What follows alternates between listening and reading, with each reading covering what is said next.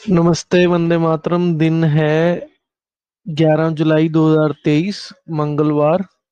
व्याख्यान नंबर 198, 198। स्वसमृत परिवार में स्वागत है आपका। और वैद जी का बहुत बहुत स्वागत है व्याख्यान में। विषय को आगे बढ़ाते हुए दीपक भाई। सभी को नमस्ते, वंदे मातरम, राम राम। सभी का स्वागत है आज के सत्र में। वैद जी का बहुत बहुत स्वागत करता हूं आज के सत्र में। जैसा कि आप सभी को पता है, हम सभी आयुर्वेद को अ, मौलिक सिद्धांत के आधार पर समझ रहे हैं पिछले एक वर्ष से, जिसमें कि बहुत सारे विषय हम सभी समझ चुके हैं।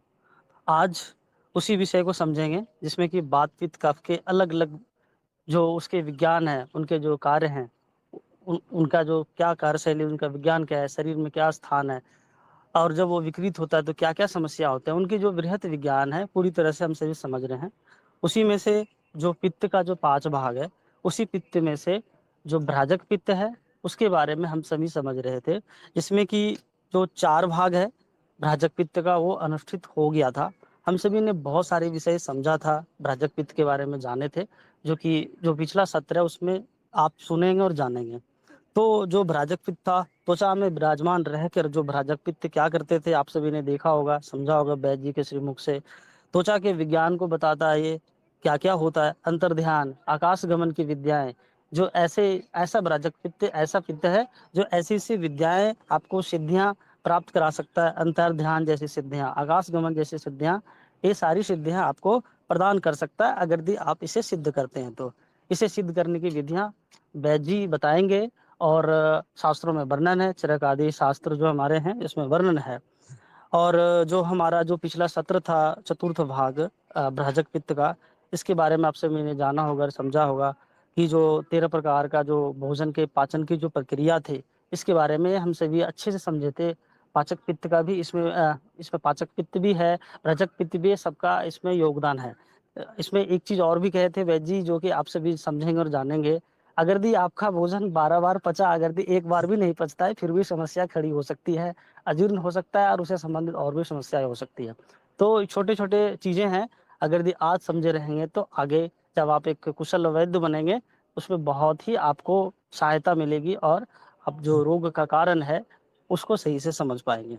तो बहुत सारी चीजें हैं, समझेंगे और जानेंगे। और जो जैसा कि कल वैद्य जी कहे थे कि जो सुश्रुत संहिता है उसका जो शरीर स्थान है, उसके आधार पर आज चर्चा करेंगे वैद्य जी, और बताएंगे, हम सभी जानेंगे।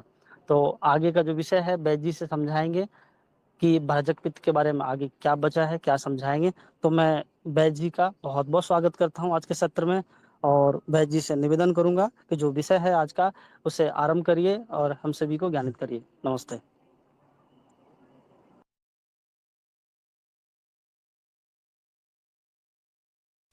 जी, राम राम आप सभी को। सबका सत्र में सबका हृदय से स्वागत है। सर्वप्रथम अपने गुरु के श्री चरण में नमन करते हुए, भगवान धन्वंतरि जी को स्मरण चिंतन करते हुए आज के सत्र को आगे बढ़ाते हैं। तो सर्वप्रथम जो है एक सूत्र लेते हैं। सूत्र का जो है, आज हमने तार्क्ष्य संहिता से सूत्र लिया हुआ है। सूत्र यह है कि दीपो भक्षयते ध्यान्तम कज्जलम च प्रसूयते यत् अन्नम भक्षयते नित्यम जायते तादृशी प्रजा। इसका अर्थ यह है कि दीपो यानी कि दीप यानी कि दीपक, जो हम दिया जलाते हैं, भक्षयते ध्यान्तम, वो अंधेरा को ग्रास करता है, मतलब अंधेरा को वो खा जाता है दीपक, क्योंकि वो उसमें प्रकाश होता है, रोशनी होती है। तो जैसे हम दीपक को जलाते हैं तो सबसे पहले क्या करता है, वो अंधेरा को खा जाता है, भक्षयते, वो निगल जाता है।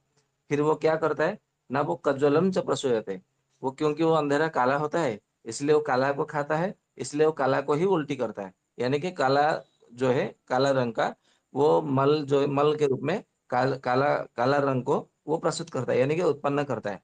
ठीक उसी तरह मनुष्य, जो भी प्राणी, यत अन्नम भक्षयते नित्यम, मनुष्य चाहे जो भी प्राणी हो, चाहे पशु हो, पक्षी हो, मानव हो, या तो कीट पतंग हो, सरीसृप हो, कोई भी हो, जिस जैसा अन्न सेवन करेंगे उनके शरीर में वैसा ही, मतलब उनका शरीर वैसा ही मन, वैसा ही विचार, वैसा ही उनका चिंतन, वैसा ही आचरण बन जाएगा। इसीलिए कहा गया है कि जायते तादृशी वजह, मनुष्य भी मतलब मनुष्य का मन भी ऐसा हो जाता है और वास्तव में वो वैसे भी हो जाते हैं। अभी इसके और थोड़ा मतलब अच्छे से मतलब यदि हम समझेंगे तो ऐसा कहा जाता है कि हम जो भी भोजन करते हैं आयुर्वेद के आधार पर अनुसार, तो वो शरीर में जाने के बाद में उसमें क्या करता है, शुक्राणु को वो मतलब बनाता है।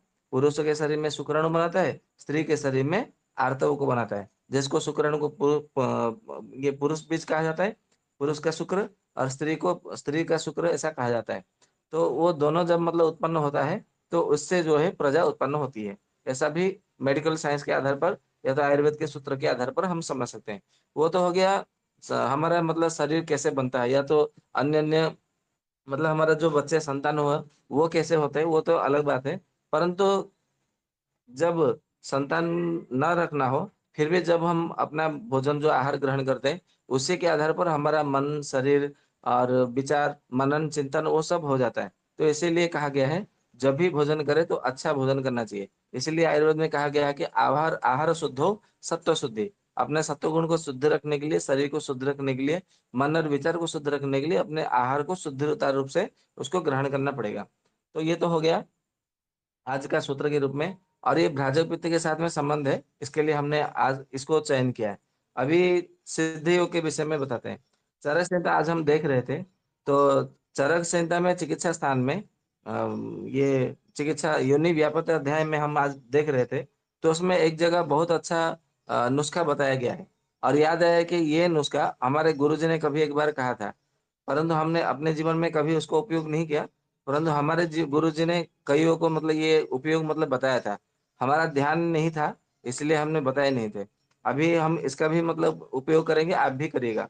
वो प्रयोग ऐसा है कि जब कोई स्त्री गर्भवती होती है, तो गर्भवती के मतलब देखेंगे उनके मतलब स्तनों में खुजली होती है, पेट में खुजली होती है, और पेंडों में खुजली होती है, जंघाओं में खुजली होती है।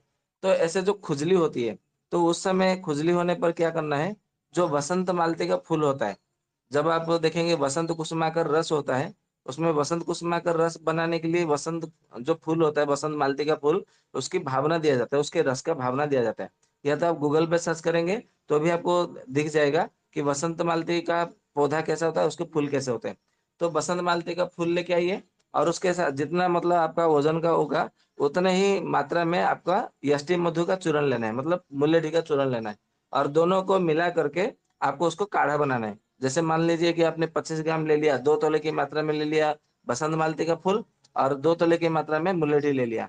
तो इसको क्या करना है, आपको इसको 2 गिलास पानी में उबालना है। जब आधा गिलास बचे, तो इसी मतलब काढ़े से क्या करना है, थोड़ा रुई ले लेना है, कॉटन जो भी है रुई थोड़ा ले ले करके उसमें आपको इससे धो लेना है, या तो उसमें लगा लेना है जैसे वो बटन लगाते हैं, या तो हम कहीं पे गुलाब जल जैसे लगाते हैं वैसे इसको लगा देना है। केवल लगाने मात्र से जो है इसका जो खुजली होती है, स्तनों में खुजली, पेट में खुजली, या तो जगहों में खुजली, पिंडलियों में खुजली, तो खुजली जो है वो मिट जाती है।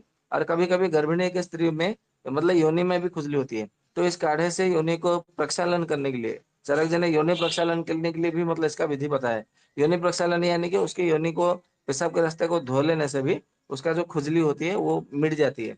और कभी कभी किसी किसी को जो बवासीर हो जाता है, या तो बवासीर जैसा भी होता है, सुखी बवासीर, वादी बवासीर होता है, तो मल द्वार में भी कभी किसी किसी को खुजली हो जाती है। हालांकि वहां पे कीड़ा नहीं होता, कृमि नहीं होता, फिर भी खुजली हो जाता है। तो आपको वहां पे क्या करना है, इसी से आप चाहे तो मतलब बार बार धोते रहना है, या तो इसका सेवन कर लेना है। तो इसका सेवन करने मात्र से भी जो खुजली होती है वो खुजली मतलब बंद।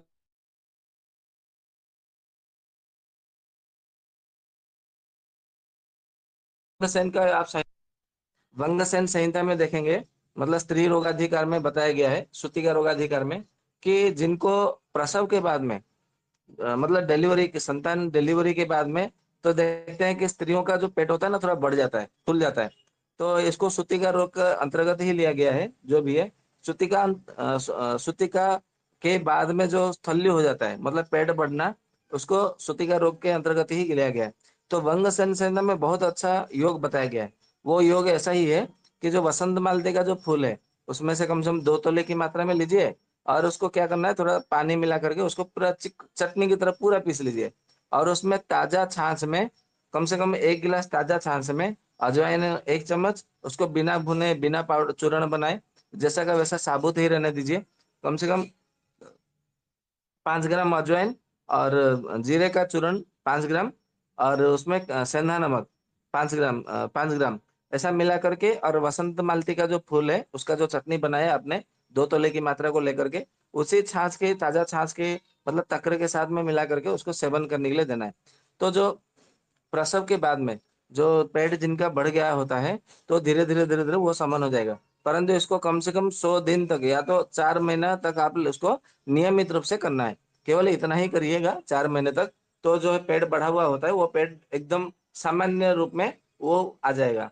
तो इतना बढ़िया चमत्कार जैसा परिणाम देता है। आप इसका प्रयोग करेंगे तो निश्चित रूप से आपको अच्छा लगेगा, और लोगों का भी मतलब समाज का भी भला होगा। तो ये था हमारा सिद्धियों के विषय में। अब हम चर्चा को आगे बढ़ाते हैं, जो हमारा मुख्य चर्चा है। तो चर्चा का विषय क्या है कि भ्राजक पित्त का 5वां भाग, आज उसके विषय में चर्चा करनी है। आप लोगों को मालूम है, जब इसके चौथे खंड में चरक संहिता का इंद्रिय स्थान में 7वें अध्याय में चर्चा हुई थी। 7वां अध्याय का नाम क्या है, 1 मिनट में निकाल लेता हूँ। आप लोगों ने पढ़ा भी था, पन्न रूपीय इंद्रियम, ऐसा मतलब इसका अध्याय था। आज सुश्रुत संहिता सबने लेके रखा है, जिन जिन के पास में है। कि कौन कौन लाया, जरा बताएंगे अपना स्पीकर ऑन करके।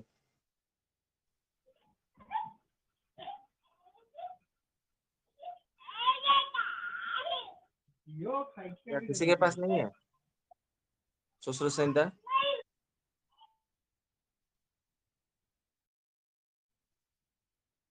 कौन सा अध्याय निकालना है बैद जी? सुश्रुत भाग एक संहिता चाहिए गुरुजी, साधिष्ठान। भाग एक हाँ चाहिए तो जी। भाग 2 चाहिए सर। भाग 1 वाला भाग निकालिए, शारीर स्थान चौथा जी अध्याय। अध्याय का नाम ओके। है गर्भ व्याकरण शारीर, चतुर्थ अध्याय। प्रथम भाग शारीर स्थान, चतुर्थ सर अध्याय गर्भ व्याकरण शारीर। एक सेकंड एक सेकंड एक सेकंड। सूत्र जिनके स्थान, जिन जिन के पास में सुश्रुत संहिता है वो सब निकाले। और सूत्र स्थान, कृपया सूत्र स्थान 4। सत्र स्थान, चौथा चौथा जी अध्याय, जी बैद जी, चतुर्थ अध्याय। निकल गया, निकल गया। जी। शरीर व्याकरण, गर्भ व्याकरण शारीर अध्याय का नाम है। जी, अथातो गर्भ व्याघ्रम नाम शरीरम व्याख्या स्था स्मम, व्याख्या हाँ श्यामा, यही है ना? जी व्याख्या जी जी श्यामः। वही है। जी। तो इसका यहाँ पे मतलब कहा है कि अब गर्भ व्याकरण नामक शारीर का व्याख्यान करेंगे। जी उसके बाद में कहते हैं यथा उवाच भगवान धन्वंतरी, जैसा कि भगवान धन्वंतरी से कथन किया गया है। मतलब भगवान धन्वंतरी जी साक्षात रूप से भगवान सुश्रुत जी को, महर्षि सुश्रुत जी को जो ज्ञान आयुर्वेद का दिया था, वो ज्यों का त्यों मतलब यथा तथा उन्होंने लिख दिया है। तो जी अभी इसके विषय में सारे स्थान में भाजक पित्त के विषय में क्या क्या वर्णन किया गया है, उसको हम मतलब यहाँ पे चर्चा करेंगे। तो अभी ये तीसरा वाला श्लोक कौन पढ़ेगा, कोई भी पढ़िए। तीसरा श्लोक, दो तो यहाँ से, अस्मित् छात्रे शस्त्र कर्म प्रधान, ये वाला। नहीं नहीं नहीं, आपने कोई और श्लोक ले लिया। आपने सारे तपोवन, स्थान का चतुर्थ अध्याय लिखा है, निकाला है ना? मैंने अग्नि सोमो पढ़ना है क्या सूत्र, बैद जी? अग्नि सोमो। जी जी जी जी वही है वही है। जी जी जी, मैं पढ़ देता हूँ। जी अग्नि सोमो वायु सत्वम रजस्तमः पंचेन्द्रियाणि भूतात्मेति प्राणः। जी। यहाँ पे उन्होंने प्राण के विषय में कहा गया है। और इसके विषय में जब हमारा प्राणवायु चर्चा हुई थी, इसके विषय में तब हमारा चर्चा हो चुका था कि हमारे शरीर में कहाँ कहाँ प्राणवायु का वास होता है। ठीक है। तो 12 जगह पे मतलब प्राण है, ऐसा मतलब सुश्रुत संहिता में ये पहले प्रमाण था। तो जो प्राणवायु के ऊपर जो है वहां पे हमारा सत्र पहले से हो, हमें यहाँ पे ना देते हुए आगे बढ़ जाते हैं। ठीक है।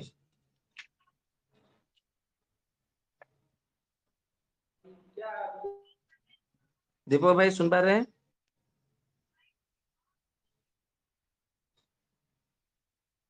वैद्य जी मथुरा, अच्छा मथुरा, आप जी मथुरा के वैद्य जी हैं? जी जी। जी, मैं आप मथुरा से हूँ वैद्य जी। चलिए बहुत अच्छा। आपने सारे स्थान चौथा अध्याय निकाला है ना? सर मेरे पास नहीं मिल पा रहा है मुझे, मेरे पास ये वाली बुक है सर, और खेमराज जरा प्रकाशन की है मेरे पास में। आप अपना कैमरा ऑन करिए तो। जी, एक सेकेंड, एक सेकेंड सर, अभी करता हूँ। Permission, camera camera photos and videos allow. जी, कर दिया सर। जी जी। अब कैमरा को, आपके पास कौन सा वाला ग्रंथ है वो जरा दिखाइए। ये मेरे पास ग्रंथ है सर। ये पहला खंड है। जी, हाँ, तो उसमें देखिए सारे स्थान निकालिए। अच्छा। आपका इसमें द्वितीय खंड में आएगा सारे स्थान। ठीक है सर, इसमें निदान स्थान है द्वितीय भाग, सर स्थान सर निदान। सेकंड पार्ट में है, सेकंड पार्ट में दे हाँ रखा है। हाँ, तो आप दूसरा भाला भाग निकालिए। अच्छा, अभी निकालता हूँ सर। दूसरा भाग ये रहा, सुश्रुत संहिता।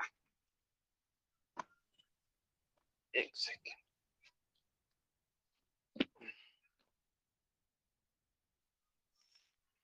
जी सर, ये निकाल लिया मैंने जी, दूसरा भाग। सारे स्थान निकालिए। सारे स्थान। जी सर,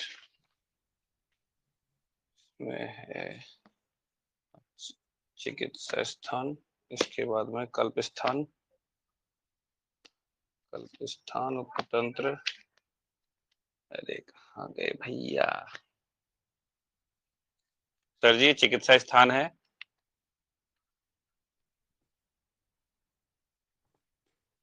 निदान स्थान के बाद में सारे स्थान आएगा। सर कल्प स्थान आ गया, कल्प स्थान, उत्तर तंत्र है, उत्तर तंत्र के बाद में उत्तर तंत्र ही आ रहा है। ये तो निदान स्थान यहाँ पे है ही नहीं कहीं पे गुरु, क्या करूं मैं? तो पहला भाग में ही होगा। पहला दीजिए, पहला भाग देखिए। ये पहला भाग ये रहा। हाँ, और शुक्र स्थान के बाद में निदान स्थान, हाँ, निदान स्थान के बाद में मिल गया मिल गया मिल गया, सारे स्थान मिला। मिल गया सर, स्थान मिल गया। अध्याय 4 में, ठीक है। जी, हाँ, चौथा अध्याय अध्याय 4 ये रहा। निकालिए। जी, मिल गया। तथा तो घर व्याकरण नाम शारीरस व्याख्या सम, जी मिल जी गया। जी, ठीक है। अभी जी यहाँ सर, से चौथा चौथा चौथा वाला श्लोक आपको पढ़ना है। हाँ।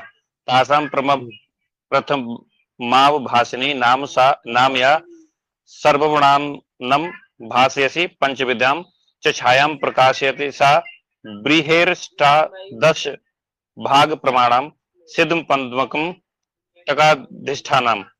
द्वितीय ठीक है। लोहिता नाम षोडश भाग प्रमाणम तिलकाल कन्या क्षण व्यम गाधिष्ठानम। ठीक है, इनमें पूरा पढ़ सबसे लीजिए। ऊपर की त्वचा, इनमें सबसे ऊपर की त्वचा अभावसिनी नामक है। यह समस्त वर्णों, कृष्णता और गौरतादि को प्रकाश करती है और वही 5 प्रकार की 5 भौतिक छाया तथा चकार के ग्रहण के प्रभाव को प्रकाश करती है।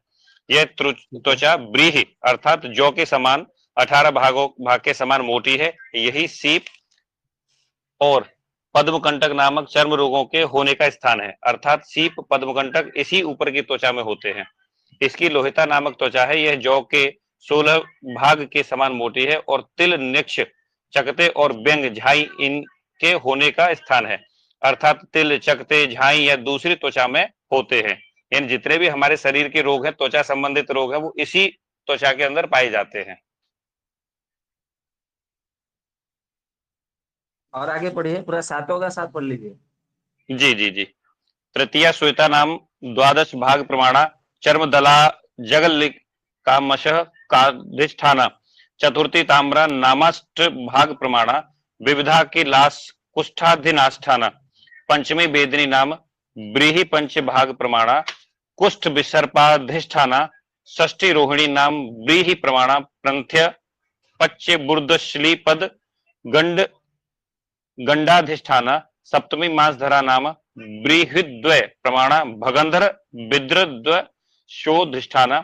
यद्येत दत्त प्रमाण निदृष्ट तन्माश्लेष्व बकाशेषु न ललाटे सूक्ष्मांगुल गुल्यादिश यतो बक्ष्यस्तुदरेषु ब्रीहिमुखेन नागस्थोदर प्रमाणम गाढ़म विद्येतित। तीसरी श्वेता नामक श्वेत त्वचा है, यह जौ के 12 भाग के समान मोटी है और यही चर्मदल, अजगल्लिका तथा मशक यानी मस से पैदा होने का स्थान है। चौथी ताम्रा नाम तांबे जैसी वर्ण की त्वचा है, यह जौ के 8 भाग के बराबर मोटी है और इसमें अनेक प्रकार के किलास और कुष्ठ होते हैं। पांचवी बेदनी नाम त्वचा जौ के 5 भाग के बराबर है, इसी में कुष्ठ और विसर्प होते हैं। छठी रोहिणी नामक त्वचा यव की मोटाई के समान है, ग्रंथि गांठें और अपची और अर्बुद रसौली और श्लीपद पील पांव या जैसे हाथी पांव भी बोलते हैं तथा गलगंड ये इस छठी त्वचा में होते हैं। सातवीं मांस घरा नामक त्वचा है, यह 2 जौ की मोटाई के समान है, इसी में भगंदर और बिद्रणी तथा बबासीर के मस्से होते हैं। यह जो प्रमाण कहा सो अति मांस वाले शरीर के स्थूल भाग की त्वचाओं में होता है, जैसे जंघा, नितंबादि और ललाट तथा छोटी उंगली आदि में नहीं होता, क्योंकि अगाड़ी उदर रोगों की शस्त्र चिकित्सा में ऐसा कहा गया है कि ब्रीहि मुख नामक शस्त्र से अंगूठे के उदर प्रमाण गहरा भेद करें। इसके आगे ही पढ़ना है सर? नहीं, अभी इसको व्याख्या करेंगे। जी आपने तो सारे पढ़ लिया। इसमें किसी जी। को कुछ समझ में आया या तो किसी को कोई संशय है या तो कुछ किसी को कुछ कहना है तो कहिए, जिससे हम बिना समय गवाए आगे बढ़ सके। किसी को भी कुछ कहना हो तो बता सकते हैं, कोई दिक्कत नहीं है।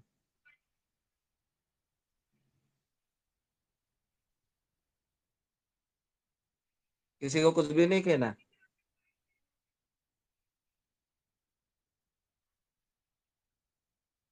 गुरुजी ये बताइए, जैसे इसमें ये जौ के बराबर की बताई गई, इसमें मस्से होते हैं और सफेद चकते हो जाते हैं, हमारी जो जी स्किन है सफेद दाग जिसे बोलते हैं, कुष्ठ रोग जिसे बोल देते हैं हम लोग, जो हमारे मेरे पास तो असाध्य है क्योंकि इसका कोई मेरे पास इलाज नहीं है। ठीक है, ठीक है। वो सब तो विषय में चर्चा करेंगे। जी हाँ, तो ये जो हमारा पित्त है ये तो मुझे पता है कि जब हम पित्त का इलाज नहीं कर पाते और कब्ज अगर हमें हो जाती है तो हमारे सबसे पहले तो त्वचा में खुजली होना स्टार्ट होती है, फिर हल्के हल्के जी चकते आ जाते हैं और फिर वो आगे जाके दांत में और फिर बड़े होके कुष्ठ रोग में परिवर्तित हो जाता है। तो क्या जी और भी इससे, जैसे इसमें दे रखी सारी बातें कि मत्स्य भी उसी से होते हैं, भगंदर भी उसी से होता है, सारे के सारी चीजें, तो ये सारी की सारी पित्त के कारण है? जी, उसके विषय में आते हैं। जी इसमें ये आप पूछ रहे हैं या बता रहे हैं? मैं पूछ रहा हूँ आपसे सर, कंफर्म करना है मुझे। अच्छा ठीक है, इसके विषय में तो चर्चा करना है। किसी और को कुछ जी बताना हो तो बताइए, बता सकते हैं। दीपक भैया, आप कुछ बताना चाहेंगे? बता सकते हैं। नहीं नहीं भाई जी, आप आगे मार्गदर्शन दें, यही ज़्यादा उचित रहेगा। ठीक है, जी। अभी यहाँ पे जो कहा गया है कि तस्य खल्लो एवं प्रवृत्तस्य क्वचित् शुक्रशुनकस्य पाठो न विद्यते विपच्यमानस्य क्षीरस्य एव सन्तानिकः सप्तत्वचो षट्त्वचः पा भवन्ति तासां प्रथम अवभासिनी नाम या सर्वान् वर्ण नवभासयति पंचविधां च छाया प्रकाशयति। यहाँ पे जो पंचविध प्रकार से जो मतलब जो छाया के विषय में बताया गया है, ये 5 प्रकार की जो छाया चरक संहिता के इंद्रिय स्थान के 7वें अध्याय में इसके विषय में चर्चा हमारे चौथे भाग में हो चुका है। तो उसको उसमें चर्चा न करते हुए, समय न गंवाते हुए अभी हम इसको आगे बढ़ाते हैं। तो इन्होंने मतलब कहा है सुश्रुत जी ने कि इसमें जो भ्राजक पित्त जो विकृत होता है, तो आपको वहां पे क्या करना है, शुक्र धातु को ठीक करना है, मतलब शुक्र शोधन की औषधि जो चरक संहिता में दिया गया है वो देना चाहिए। फिर रक्त का शोधन करना चाहिए, क्योंकि वहां पे शुक्र धातु और शोणित धातु, यानी कि आपको पता है कि शुक्र धातु मतलब रस धातु, रक्त धातु, मांस धातु, मेद धातु, अस्थि धातु, मज्जा धातु, शुक्र धातु, ओज धातु, आर्तव धातु। इसी प्रकार से पुरुषों में 8 प्रकार की धातु है और स्त्रियों में 9 प्रकार की धातु है। परंतु जब गणना की जाती है तो सबको 7 धातु ही लिया जाता है। अब आप बताएंगे 7 धातु में सभी आयुर्वेद ग्रंथों में वर्णन है, फिर आप क्यों कह रहे हैं 8 धातु 9 धातु, ऐसा क्यों कह रहे हैं? तो उसका रहस्य ये है कि हमारे जो 8 धातु होती है, 7 धातु होती है, 7 धातु 7 कला 7 मतलब भ्राज पित्त के आधार पर वो निश्चय हो जाती है। अभी भ्राज पित्त का यहाँ पे मतलब क्या काम है? अभी 7 धातु ही क्यों लिया गया? 7 धातु इसलिए लिया गया कि जो हमारे शरीर में जो 13 प्रकार की अग्नि है, आपको मालूम है, सबसे पहले जठराग्नि है, उसके बाद में क्या है, उसके बाद में हमारा है रंजक पित्त है, नहीं रंजक पित्त नहीं, मैं गलत बोल दिया। सबसे पहले जठराग्नि, जठराग्नि के बाद में रंजक पित्त तो बाद में बना। रंजक पित्त, आलोचक पित्त वो सब बाद में बना। हाँ, रंजक पित्त ही होता है सबसे पहले, क्योंकि वहां से भोजन से मतलब हमारा यकृत के पास जाता है, यकृत से फिर जाता है हृदय के पास में। पहले रंजक पित्त, बाद में साधक पित्त, उसके बाद में वहां से आंखों को जाता है, सिर के पास में तो आलोचक पित्त, अंत में भ्राजक पित्त के पास में आता है। भ्राजक पित्त के पास में जब जब आता है तो वहां पे ऐसा है, अभी यहाँ पे बड़ी रहस्य की बात है। आयुर्वेद में ग्रंथों में कहा गया है कि जो हमारा रसोई घर है, हम जो भी भोजन अन्न को पकाते हैं वो कहाँ पकाते हैं? रसोई घर की अग्नि में ही पकाते हैं। तो रसोई घर की अग्नि को जो पकाते हैं, वो रसोई घर की अग्नि के बिना हमारा भोजन पक ही नहीं सकता। ठीक उसी तरह हमारा जठराग्नि भले सही हो, किसी किसी को देखेंगे, आप उनको बोलेंगे कि मतलब वो लोग बोलेंगे मुझे सही में भूख तो ज्यादा लगती है, परंतु मैं थोड़ा सा खा लेता हूँ तो मुझे मेरा पेट भर जाता है और मेरा फिर जल्दी मतलब भोजन जो है, अन्न खाया हुआ जो है अन्न पच जाता है, फिर से दोबारा भूख लगता है। ऐसा कोई कोई रोगी आपको बताते हैं कि नहीं बताते हैं? आज तक कभी किसी ने नहीं बताया ऐसा? सुना होगा किसी एक रोगी से तो कभी ना कभी सुना होगा कभी भी। जी जी भैया जी, होता है ऐसा। सुना है ना? हाँ। तो आपको मतलब वहां पे ये नहीं सोचा, अरे इसको भूख लगता है तो इसका तो जठराग्नि सही है, फिर उसको कम खाने से पेट कैसे भरता है? और फिर दोबारा उसका अन्न पच भी जाता है, फिर दोबारा भूख लगता है। ऐसा क्यों होता है? ऐसा इसलिए होता है क्योंकि उसका भ्राजक पित्त विकृत है। ये समझना चाहिए। भ्राजक पित्त यहाँ पे क्यों मतलब कैसे विकृत हुआ वो कैसे पता चलेगा? क्योंकि आयुर्वेद में कहा गया है, ये जब हम नाड़ी मतलब जब पढ़ेंगे ना नाड़ी ज्ञान के विषय में, तो वहां पे इसका बड़ा रहस्य हम वहां पे समझाएंगे कि भ्राजक पित्त मतलब वहां पे कैसे उसको चूल्हा मतलब कहा गया है। जैसे कहा आपको मालूम है, यत पिंडे तत् ब्रह्मांडे, मतलब जैसे ये जो इस शरीर में है वो ही इस संसार में भी है। तो हमारा घर में सबसे पहले रसोई घर, मतलब रसोई घर का जो चूल्हा होता है ना, क्योंकि रसोई घर के बिना तो कोई घर होता ही नहीं है, और रसोई घर बिना चूल्हे का तो रसोई घर उसका नाम हो ही नहीं सकता, वो सार्थक नहीं हो सकता। तो रसोई घर का चूल्हा, यानी कि इसका अर्थ थोड़ा है कि रसोई घर में चारों ओर केवल चूल्हा ही चूल्हा है, चारों ओर केवल केवल अग्नि ही अग्नि, ऐसा तो नहीं है। रसोई घर का किसी एक कोने में, किसी एक निर्दिष्ट स्थान में वहां पे अग्नि जलती है, चूल्हा जलता है। ठीक है। तो वहाँ पे जो एक ही जगह पे किसी एक ही कोने में चूल्हा मतलब होता है, और चाहे गैस का चूल्हा हो, मिट्टी का चूल्हा हो, या तो इंडक्शन कुकर हो, हीटर हो, कुछ भी हो, एक ही जगह होता है। और बाकी जो है रसोई घर में अन्य अन्य चीजें होती है, या तो खा मतलब भोजन करने के लिए बैठने के लिए भी जगह होती है। क्योंकि रसोई घर में बैठ करके भोजन करने से केतु ग्रह राहु ग्रह शांत हो जाते हैं, वो कभी बिगड़ते नहीं है, उनका कभी उपद्रव होता नहीं है हमारे जीवन में। और जो रसोई घर में ही मतलब बैठ करके भोजन करते हैं, आप उनको देखेंगे उनके पति पत्नी में कभी कलह नहीं होगा, और उनके मतलब समाज में कभी भी अपमान नहीं होना पड़ेगा, मतलब कोई उनकी निंदा कभी नहीं करेगा। इसीलिए हमारे जो बुजुर्ग पहले थे, वो रसोई घर में ही जा करके बैठ करके भोजन करते थे, पालथी लगा करके, और अग्नि देवता की और मतलब पहले नमस्कार करके, फिर वो पहले गोमाता को देते थे, फिर कौवे को देते थे। मतलब सबसे पहले अपने अग्नि देवता को समर्पण करते थे, इष्ट देवता की आराधना में मतलब मतलब थोड़ा सा अन्न निकालते थे, अतिथि के लिए अन्न निकालते थे, फिर गौ माता को देते थे, फिर कौवे को देते थे, फिर अंत में जाके भोजन करते थे और रसोई घर में भोजन करते थे। तो कभी उनका पति पत्नी में झगड़ा नहीं होता था, कलह नहीं होता था, घर में कभी क्लेश नहीं होता था, और समाज में उनकी बड़ी ख्याति होती थी। ऐसा कोई व्यक्ति नहीं था जिससे मतलब उस समय मतलब किसी की निंदा होती हो। आजकल हम लोग क्या करते हैं, अपने ही घर में बैठ करके पाश्चात्य सभ्यता के आधार पर डाइनिंग टेबल बना करके आराम से मतलब बैठक में बैठ करके, बैठक मतलब हॉल में, कम्युनिटी हॉल में, या तो डाइनिंग के लिए अलग से मतलब खाने खाने के लिए अलग से एक कमरा बना दिया है, मतलब खाना खाने के लिए, भोजन करने के लिए नहीं। भोजन जो करते हैं वो केवल रसोई घर में ही भोजन करते हैं। अग्नि मतलब रसोई जो रोषशाला होता है, जिसको पाकशाला कहा जाता है। रसोई घर तो एक उर्दू उर्दू शब्द से मतलब लिया गया है, हमारे आयुर्वेद में पाकशाला कहा गया है। पाकशाला, अन्नशाला, ऐसे नाम उसके लिए गए किए गए हैं, तो ऐसे नामित किया गया है। तो पाकशाला में ही बैठ करके जो भोजन करते हैं, उनकी राहु केतु तो ग्रह दशा शांत रहता है, वो बात अलग है। अभी यहाँ पे जो है हमारे शरीर में मतलब रसोई घर का चूल्हा कौन है, पाकशाला का? तो वो भ्राजक पित्त है। तो जो हमारे जो 13 प्रकार की अग्नियां हैं, जठर अग्नि है, रंजक पित्त की अग्नि रंजक अग्नि है, फिर साधक अग्नि है, आलोचक अग्नि है, और भ्राजक अग्नि है, उसके बाद में पाचक अग्नि है, फिर उसके बाद में रस अग्नि, रक्त अग्नि, मांस अग्नि, मेद अग्नि, अस्थि अग्नि, मज्जा अग्नि, शुक्र अग्नि। इस प्रकार से फिर 7 धातु के 7 अग्नि हो गए, जठराग्नि एक 9 हो गया, 7, 7 एक 8 हो गया, 8 हो गया। और इसमें 5 प्रकार के पित्तों का 5 प्रकार का अग्नि, 8 5 13, कुल मिलाकर के 13 प्रकार की अग्नि हो गई। तो ये सारे के सारे 13 प्रकार की अग्नि में से केवल जो भ्राजक पित्त होता है वो होता है हमारा शरीर का रसोई घर का अग्नि, या तो चूल्हे का मतलब अग्नि आग है, ऐसा आप मतलब समझ लीजिए। तो यहाँ पे यदि आपका रसोई घर का चूल्हा बिगड़ गया, मतलब अग्नि बिगड़ गई, तो आपके शरीर में जो भोजन है नहीं पकना। फिर बाद में क्या होता है, जब आपके पास में भ्राजक पित्त से क्या होता है, ये चमड़े के विषय में बात की गई है, त्वचा के विषय में बात किया गया है। जो 7 प्रकार की त्वचा है, 5 प्रकार की छाया है, और 5 प्रकार की 7 प्रकार की प्रभा है।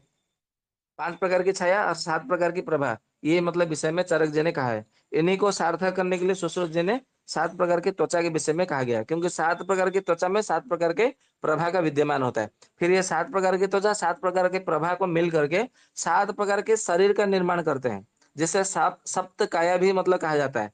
और ये 7 प्रकार की काया तब बनता है जब उसमें 7 प्रकार की कलाओं का सही तरीके से, ढंग से, व्यवस्थित रूप से उसमें काम करता हो, सक्रियता से मतलब सक्रियता से यदि वो कार्यरत हो, तो जाके हमारे 7 प्रकार के काया का निर्माण होता है, मतलब 7 प्रकार के शरीर होता है। अब ये 7 प्रकार के शरीर का प्रमाण जो है चरक संहिता में बहुत अच्छे से दिया गया है, परंतु अभी वो विषय अभी हमारा चर्चा का नहीं है। वो तो शरीर रचना का विषय है, इसलिए हम ये बात को यहाँ पे चर्चा नहीं करते।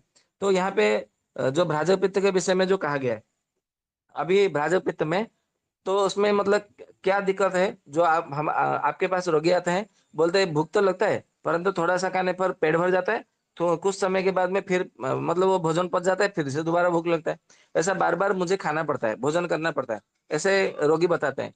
तो उसमें समझ लेना चाहिए कि उसका भ्राजक पित्त उसका विकृत है। जब जब आप उसमें भाजप पित्त को सही कर देंगे, तो ये जो बोलता है ना कि मुझे प्रॉपर भूख नहीं लगता, सही तरीके से मेरा पेट अच्छे से साफ नहीं होता, तो वो ये जो दिक्कत है वो दिक्कत पूरी तरह से दूर हो जाएगा। और एक मैं मजे की बात बताऊं, और एक रहस्य की बात बताता हूँ। आजकल कुछ लोग ऐसे भी आते हैं, पुरुष महिला, अभी तो वैक्सीन लेने के बाद में बहुत सारे लोग ऐसे आ जाते हैं। कैसे आ जाते हैं, तो उनको बोलते हैं मतलब ऐसा ऐसा, अभी 15 दिन पहले की बात है। एक मतलब पुरुष रोगी आए, बोले कि जब हम पति पत्नी मतलब वो चुम्बन करने जाते हैं, होठों से अधरामृत मतलब ऐसा पान करने जाते हैं, तो उसमें ऐसा है कि मतलब मेरी पत्नी जो है वो पूरा बेहोश जैसी स्थिति उसकी हो जाती है। उसका नाक पूरा बंद हो जाता है और वो मुंह से सांस लेने लगता है, और वो मूर्छित जैसा मतलब उसकी स्थिति हो जाती है। क्या करे, तो हमने केवल भ्राजक पित्त को ठीक करने के लिए औषधि दिया, और 2 ही मात्रा सेवन करने के बाद में वो जो मुंह से सांस लेने का जो कष्ट था वो दूर हो गया। अब यहाँ पे मतलब क्या सूत्र होगा, आप यहाँ पे सूत्र को समझिए। तो सूत्र ये है कि उसका भ्राजक पित्त विकृत है और कुछ नहीं है। तो भ्राजक पित्त को ठीक करने से वो उसको ठीक हो गया, परंतु भ्राजक पित्त 2 मात्रा से ठीक नहीं हुआ, उसको कम से कम 4 से 5 महीना या तो 6 महीना तक औषधि सेवन करना होता है। तो हम धीरे धीरे चर्चा करेंगे, उसको आगे बढ़ाएंगे कि उसका विकृत क्यों होता है, किस कारण होता है, उसका रूप क्या है, पूर्व रूप क्या है, लक्षण कैसा है, उसकी चिकित्सा क्या है, क्या क्या औषधि है, उस सब उसके विषय में चर्चा करेंगे। तो सबसे देखते हैं पहले सुश्रुत जी ने क्या कहा है। तो सबसे पहले कहा है कि प्रथम अवभासिनी नाम या सर्वन वर्ण वर्ण नवभासयति पंचविधाम च छाया प्रकाशयति। जो सबसे पहला जो त्वचा है, जो चर्म है, उसका नाम है अवभासिनी। अवभासिनी ये त्वचा मतलब कहाँ है, जो हमें दिखाई देता है, अवभासिनी यानी कि दृश्य होना। तो हमें कौन सा वाला त्वचा दिखता है, जो ऊपर जो चमड़ा जो दिखाई देता है वो अवभासिनी हमें दिखता है, इसके लिए उसका नाम अवभासिनी है, मतलब वो दिखाई देती है, इसीलिए इसका नाम अवभासिनी रखा है। फिर इसके लिए क्या कहा गया है आगे, कि सा ब्रीहि बृहत अष्टादश भाग प्रमाण सिद्म पद्म कंटक पद्म कंट काधिष्ठाना। इसका अर्थ यह है कि जो हमारा जो उड़द का दाल होता है, ब्रीही यानी कि उड़द का दाल, उसको आपको 18 भाग में आपको भाग करना है, मतलब 18 से उसको भागना है, भाग करना है उसको, मतलब 18 हिस्सा करना है।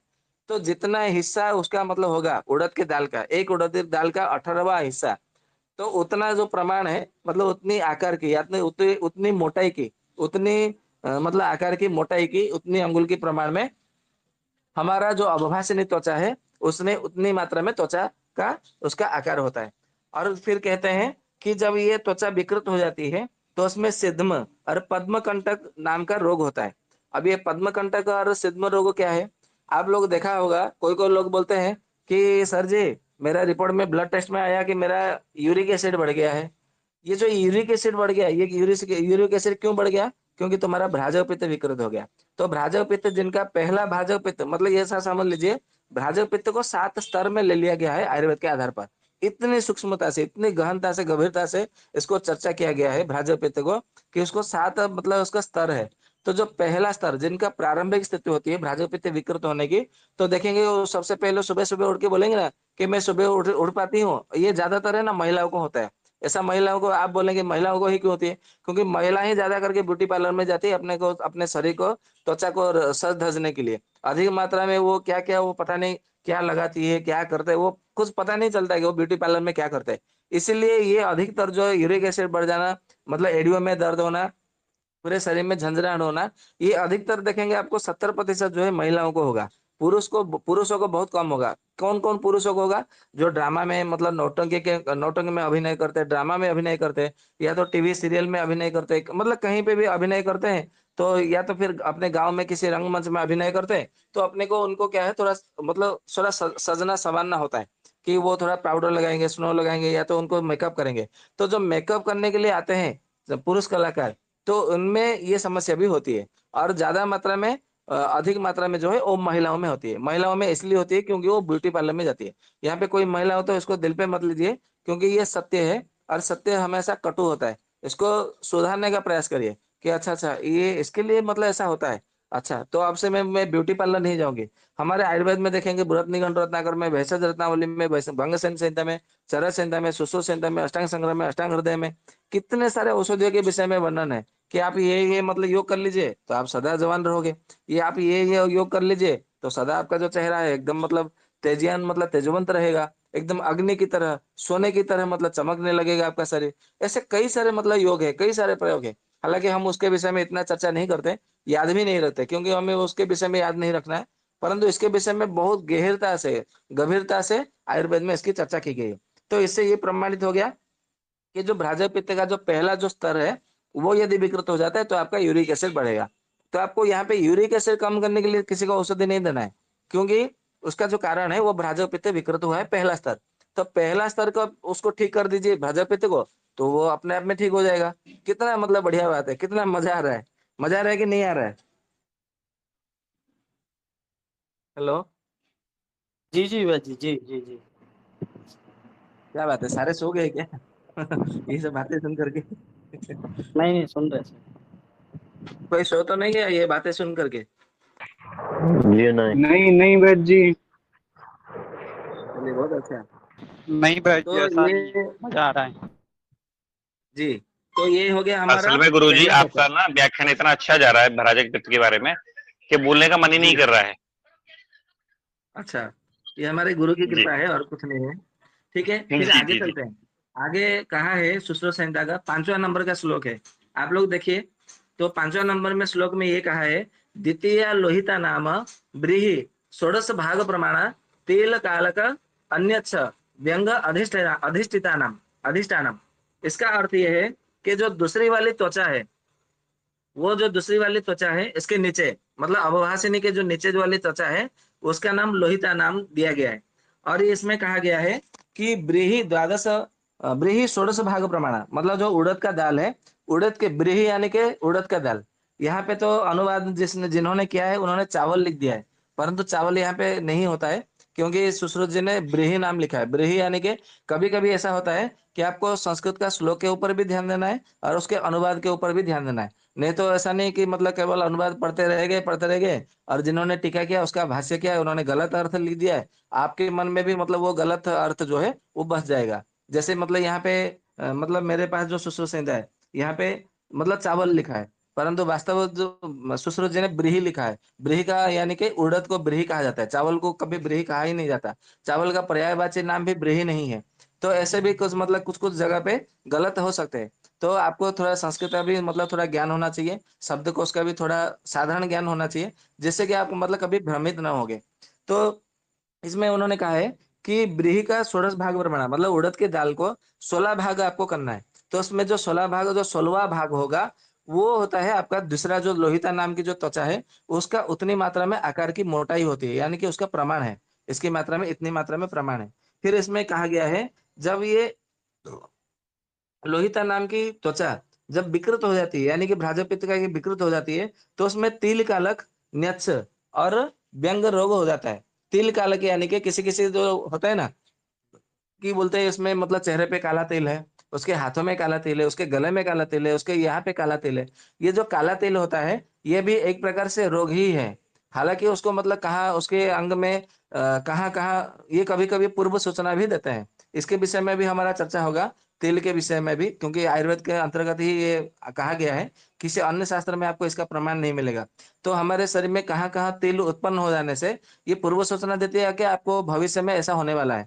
आप सतर्क हो जाइए। यदि अच्छा होने वाला है तो उसके लिए सतर्क हो जाइए, सावधान रहिए। यदि कुछ बुरा होने वाला है तो वो भी वो सूचना देती है। ये ऐसा नहीं है कि मतलब ये रोग उत्पन्न हो गया तो आपका चिंता का विषय है, ऐसा नहीं है। हाँ, परंतु ये है कि आपके शरीर में तेल यदि दिख दिख रहा है, काला तिल, नीला तिल, पीला तिल, जो भी यदि कोई मतलब थोड़ा दिख रहा है, तो आपको समझ जाना चाहिए कि आपको भ्राजक पित्त को ठीक करना है। तो कौन सा वाला भ्राजक पित्त को ठीक करना है? दूसरा स्तर वाला लोहिता नाम की जो त्वचा है, उसको ठीक करना है। तो जो ये जो तिल है, ये तिल आपका मतलब अपने आप में ठीक हो जाएगा। इसमें कोई बड़ी बात नहीं है और आश्चर्य की बात नहीं है। अभी आप पूछेंगे कि ये इसमें ठीक करने का औषधि बताइए। अभी कुछ सत्र के समापन होने के बाद में ही कुछ लोग बता देंगे, परंतु थोड़ा धैर्य रखिए। जब ये सारा बात मतलब उसमें चर्चा हो जाएगी, तो इसका एक-एक त्वचा का विकृत होने पर क्या-क्या औषधि है, वो सब आपको बता देंगे। कौन सी त्वचा का विकृत होने पर क्या-क्या रोग होता है, पहले आप ये जान लीजिए, सुश्रुत जी ने कहा है। तो ये तो हो गया पहले तिल का अलग, यानी कि काला तिल, नीला तिल, पीला तिल और सफेद तिल, ऐसे जो 4 प्रकार के तिल होते हैं और किसी-किसी का तो लाल तिल भी दिखाई देने लगता है। तो तिल में बहुत अच्छा होता है। तीसरा उसमें कहा गया है कि न्यक्ष, न्यक्ष यानी कि किसी-किसी को देखेंगे, ऐसा बूँद-बूँद जैसा टपका हुआ मतलब पूरा उसका शरीर में दिखाई देने लगेगा। मतलब जैसे सूखी घुमरिया होती है ना, वैसे ही उनके शरीर में पूरे शरीर में दिखाई देने लगेगा। तो उसको मतलब न्यक्ष कहा गया है। फिर इसके बाद में व्यंग, व्यंग यानी कि जो होता है ना चेहरे में झाइयाँ पड़ना या तो फिर जो मतलब जो झाइयाँ पड़ जाती है, मतलब थोड़े काले-काले दाग जैसा या तो लाल-लाल दाग जैसा, ये मतलब सफेद नहीं, काला दाग जैसा, नीला दाग जैसा, ये जो दाग-दाग हो जाते हैं चेहरे में, उसको व्यंग मतलब कहते हैं। व्यंग कहते हैं और झाइयाँ भी मतलब कहा जाता है। झाइयाँ, वांग, व्यंग ऐसा उसका नाम किया गया है। तो उसमें मतलब क्या उसमें दोष होता है? भ्राजक पित्त का ये दूसरा स्तर का दोष होता है। अभी यहाँ पे कहा गया है, तृतीया श्वेता नाम व्रीहि द्वादश भाग प्रमाणम चर्मदला अजगल्लिका मशक अधिष्ठान। इसका अर्थ ये है कि जो तीसरा नाम का जो स्तर है भ्राजक पित्त का, जो तीसरा नाम का जो स्तर है चर्म का, उसका नाम श्वेता है। श्वेता इसलिए है, हाँ, यहाँ पे और एक बात बताना भूल गया। जैसे ये हमें दिखाई देती है ऊपर से, इसलिए उसका नाम अबभाषिणी है। तो उसके नीचे वाला जो त्वचा है, वो लोहिता है। लोहिता यानी कि वो लाल रंग के दिखता है, दूसरी वाली त्वचा। इसीलिए उसका नाम जो है लोहिता दिया गया है। और ये फिर इसके नीचे जो श्वेता है, श्वेता यानी कि वो सफेद रंग का दिखता है, श्वेत रंग का, श्वेत वर्ण का दिखता है। इसीलिए इसका नाम जो है श्वेता रखा गया है। केवल उसके जैसा अनुरूप है, रंग रूप के अनुसार उसका नाम दिया गया है। पहले ऐसा ही नामकरण होता था। तो उसमें ऐसा कहा गया है कि व्रीहि द्वादश भाग प्रमाणा, मतलब उड़द की दाल को 12 भाग में भाग दीजिए, तो जो 12वां भाग होता है, उतने ही प्रमाण में, उतने ही आकार में उसकी मोटाई होती है, उसकी मतलब प्रमाण होती है। इसके मतलब समझना चाहिए। तो इसमें क्या कहा गया है, जब ये विकृत हो जाता है, तो ये इसमें चर्मदल होता है। चर्मदल यानी कि आप देखेंगे ग्रीष्म ऋतु में या तो गर्मी में या तो जो चूल्हे में काम करते हैं या तो रसोईया जो होते हैं, सुपकार जिसको कहा जाता है, जो खाना पकाना वो सब मतलब होटल में बनाते हैं, तो देखेंगे बगल में उनको खुजली होती रहेगी या तो फिर मतलब जांघों में खुजली होती रहेगी। ये तो आता है इस गार्ड का बहुत अच्छा विज्ञापन आता है टीवी में। एक बंदर को दिखा देते हैं, बोलते हैं वो मजबूर है, आप नहीं, इसलिए आप इस गार्ड लगाओ तो ठीक हो जाओगे। ऐसा विज्ञापन आता है टीवी में, आप लोगों ने देखा होगा, बहुत सालों से वो आ रहा है। तो जब हम बच्चे थे, तब हम मतलब हमको समझ में नहीं आ रहा था, क्योंकि हम गाँव में रहते थे, हमको तो कभी खुजली नहीं होती थी। तो ये जब हम देखते थे, जय गंगा मैया देखते थे उस समय में, रात को आता था 9:30 बजे, तो ये बीच में ये विज्ञापन आ जाता था कि ये मजबूर है, आप नहीं। तो हमको समझ में नहीं आता था, ये बंदर को भी कोई रोग हो गया है क्या? ऐसा क्यों दिखा रहा है? तब तो हमारी इतनी बुद्धि नहीं थी, गाँव में रहते थे। तो चलो जो भी है, तो ऐसे विज्ञापन वाले तो बहुत सारे ऐसे विज्ञापन दिखाते रहते, ऊट-पटांग दिखाते रहते। तो यहाँ पे जो तीसरा वाला त्वचा जो विकृत हो जाता है, तो उसमें क्या होता है, चर्मदल होता है। चर्मदल यानी कि जांघों में खुजली, बगल में खुजली, मतलब जहां-जहां आपका मतलब जो चर्म ढके हुए रहते हैं, वहां पे ये खुजली होती है। ये पहली बात है। दूसरा चर्मदल कहाँ होता है ना, आपके जो चमड़ा जो होता है ना, चमड़ा मतलब फटा-फटा आपका मतलब चमड़ा निकलेगा। या तो फिर उसमें ऐसा भी कहा जाता है कि चमड़ा तो मतलब निकलेगा, निकलेगा और साथ में उसमें चमड़ा जो है ना थोड़ा फूला हुआ, मतलब जैसे कि कोई बबल्स जैसे जैसे फुगा फुगा जैसे वो मतलब थोड़ा थोड़ा वो फटा फटा सा आपको दिखेगा, तो उसको चर्मदले कहते हैं। फिर कहते हैं कि आगे अजगल्लिका हो जाएगा। अजगल्लिका यानी कि किसी किसी को देखेंगे कि पैरों में एक अंगूठे के पास में, या तो उसके शरीर में कहीं कहीं मतलब अंगूठ मतलब जैसा है, वो लाइपोमा लाइपोमा जैसा मतलब छोटे छोटे ग्रांथि जैसा मतलब बन जाएगा, लाइपोमा जैसा, परंतु वो लाइपोमा नहीं होता है। मतलब किसी एक जगह पे मतलब वो हो जाएगा, मतलब उसके थोड़े मांस अंदर से थोड़े निकलेंगे, और वो थोड़ा वहां पे मतलब ट्यूमर जैसा दिखेगा, व्रण जैसा, अर्बुद जैसा दिखेगा, गांठ जैसा, परंतु वहां पे थोड़ा सा हल्का हल्का थोड़ा दर्द होगा। परंतु जो लाइपोमा होता है वहां पे कोई दर्द नहीं होता है, केवल इतना अंतर है अजगरलिका में। ये आपको मतलब समझना है। फिर उसके बाद में कहते हैं कि मशक होगा। मशक यानी कि जो आजकल जो शरीर में जो होता है, शरीर में बोलता हूँ, मतलब पैरों में होता है ना, क्या मस्सा जो हो जाता है, जिसको क्या बोलते हैं, कर्ण बोलते हैं अंग्रेजी में, CORN। तो कर्ण होता है ना, पैरों में हो जाता है, पैरों में होता है, हाथों में भी हो जाता है, तो उसको मशक के नाम से जाना जाता है। ये तीसरी त्वचा का विकृत होने के कारण होता है। और ये हाथों में पैरों में क्यों होता है? आप पैर का मतलब देखेंगे, निचली वाला पैर का जहां जहां मतलब मशक हुआ है, वहां पे आपको सफेद सफेद रंग आपको थोड़ा दिखेगा, क्योंकि ये श्वेतावर्ण की जो मतलब त्वचा है, वहां पे मतलब ये मशक होती है, चर्मदल होती है, अजगल्लिका होती है, इसीलिए वहां पे आपको सफेद रंग का ये परत आपको दिखेगा वहां पे आसपास। तो ये हो गया तीसरी त्वचा। उसके बाद में कहते हैं कि चतुर्थी ताम्र नाम ब्रीहि अष्टभाग प्रमाण विविध कीलास कुष्ठ अधिष्ठान। मतलब जब चौथी जो त्वचा है उसका नाम ताम्रा है। ताम्रा क्यों है? आपने गेहूं देखा होगा, गेहूं गेहूं तो खाते हैं, गेहूं तो देखा ही है, देखा गया होगा। तो गेहूं का जो मतलब जैसा रंग है, उस त्वचा का जो रंग है बिल्कुल वैसा का वैसा ही है, इसलिए वो ताम्र वर्ण का जैसा दिखता है, इसके लिए उसका नाम ताम्रा रखा गया, और इसका कोई कारण नहीं है। तो जो ताम्र वर्ण का जो मतलब जैसा दिखता है, इसलिए उसका नाम ताम्रा है। तो इसमें कहा गया है कि उड़द के दाल के 8वें भाग के जितना आकार में उसका मोटाई में उसका आकार में होता है प्रमाण में, ये है उसका मतलब प्रमाण है। फिर कहते हैं कि विविध किलास कुष्ठ अधिष्ठान, मतलब जितने प्रकार के किलास रोग होते हैं, जितने प्रकार के कुष्ठ रोग होते हैं, जितने प्रकार के अभी, जितने प्रकार का क्या अर्थ है? जितने प्रकार का अर्थ ये है कि किलास जो भी होता है, किलास का जो रोग होता है, वो 77 प्रकार के होते हैं। ये कोई मतलब विश्वास नहीं करेगा, परंतु ये 77 प्रकार के किलास होते हैं। किलास यानी कि चेहरे में मतलब दाने दाने हो जाना, शरीर में दाने दाने हो जाना, उसको किलास कहा जाता है संस्कृत में। तो ये तो हो गया। और फिर जो है कुष्ठ के विषय में कहा जाता है। तो कुष्ठ के विषय में मतलब ऐसा कहा जाता है, 7 प्रकार के महाकुष्ठ है और 11 प्रकार के क्षुद्र कुष्ठ है, ऐसा माना जाता है। हमारे निदान ग्रंथ में, चरक ग्रंथ में, सभी ग्रंथों में इसी ऐसा ही मतलब कहा गया है। अब ये जो 7 प्रकार के मतलब महाकुष्ठ है और 11 प्रकार के क्षुद्र कुष्ठ है, तो ये कुल मिलाकर के कितना हो गया? 18 प्रकार के हो गया। और एक एक रोग जो है 7 प्रकार का होता है। तो कुल मिलाकर के आपका कुष्ठ रोग कितना प्रकार का हो गया? 126 प्रकार का हो गया। अभी आप बोलेंगे इतने प्रकार का कुष्ठ रोग है, तो अब यदि हमारे पास कोई आ गया तो हम कैसे चिकित्सा करेंगे? उसमें मैं आपको एक मतलब बता देता हूँ। आप बोलेंगे कि ऐसा नहीं हो सकता, इतने प्रकार का तो कुष्ठ रोग है ही नहीं। आप तो उसमें केवल आप लक्षण के आधार पर मतलब नियत होता है, वातज पित्तज कफज द्वंद्व त्रयोदश सन्निपातज, इतना ही होता है और कुछ नहीं होता है। हम लोग मतलब ऐसा समझते हैं, वास्तव में ऐसा नहीं है। क्योंकि वास्तव में कुष्ठ रोग जो है ना, एक लक्षण मैं बता देता हूँ, एक लक्षण आपको बता दूंगा तो आपको भरोसा हो जाएगा, विश्वास हो जाएगा। चरक जी ने कहा है, यदि किसी का बाल गिर रहा है, मतलब टूटना झड़ना मतलब बात नहीं कर रहा हूँ, दो मुहा बाल बाल मतलब उसका नहीं कर रहा हूँ, जिनके बाल गिर जा रहे हैं शरीर से, तो समझ लीजिए उसको कुष्ठ रोग हो गया है। ये क्षुद्र कुष्ठ के अंतर्गत आता है। अभी किसी को किसी का बाल गिर रहा है और आप बोल देंगे कि आपको कुष्ठ हुआ है, तो बोलेगा कैसा डॉक्टर है, पागल हो गया, मैं कैसे मतलब कहाँ किसके पास आ गया हूँ या किसी के पास आ गई हूँ, मतलब मुझे लेप्रोसी मतलब हो गया तो मुझे बता रहा है। वो जाकर के वो ब्लड टेस्ट कराएगा एलोपैथी में, मतलब मेडिकल साइंस में, वहां पे उसको क्लीन चिट दिया जाएगा, नहीं तुम्हें तो लिपरस नहीं है, तुम्हें तो कोई कुष्ठ रोग नहीं है। किसने बोला? फिर आपके ऊपर केस भी हो सकता है। ये वर्तमान आज की जो भारत है आज के समय में, आज की दुनिया में ये नियम प्रचलन है।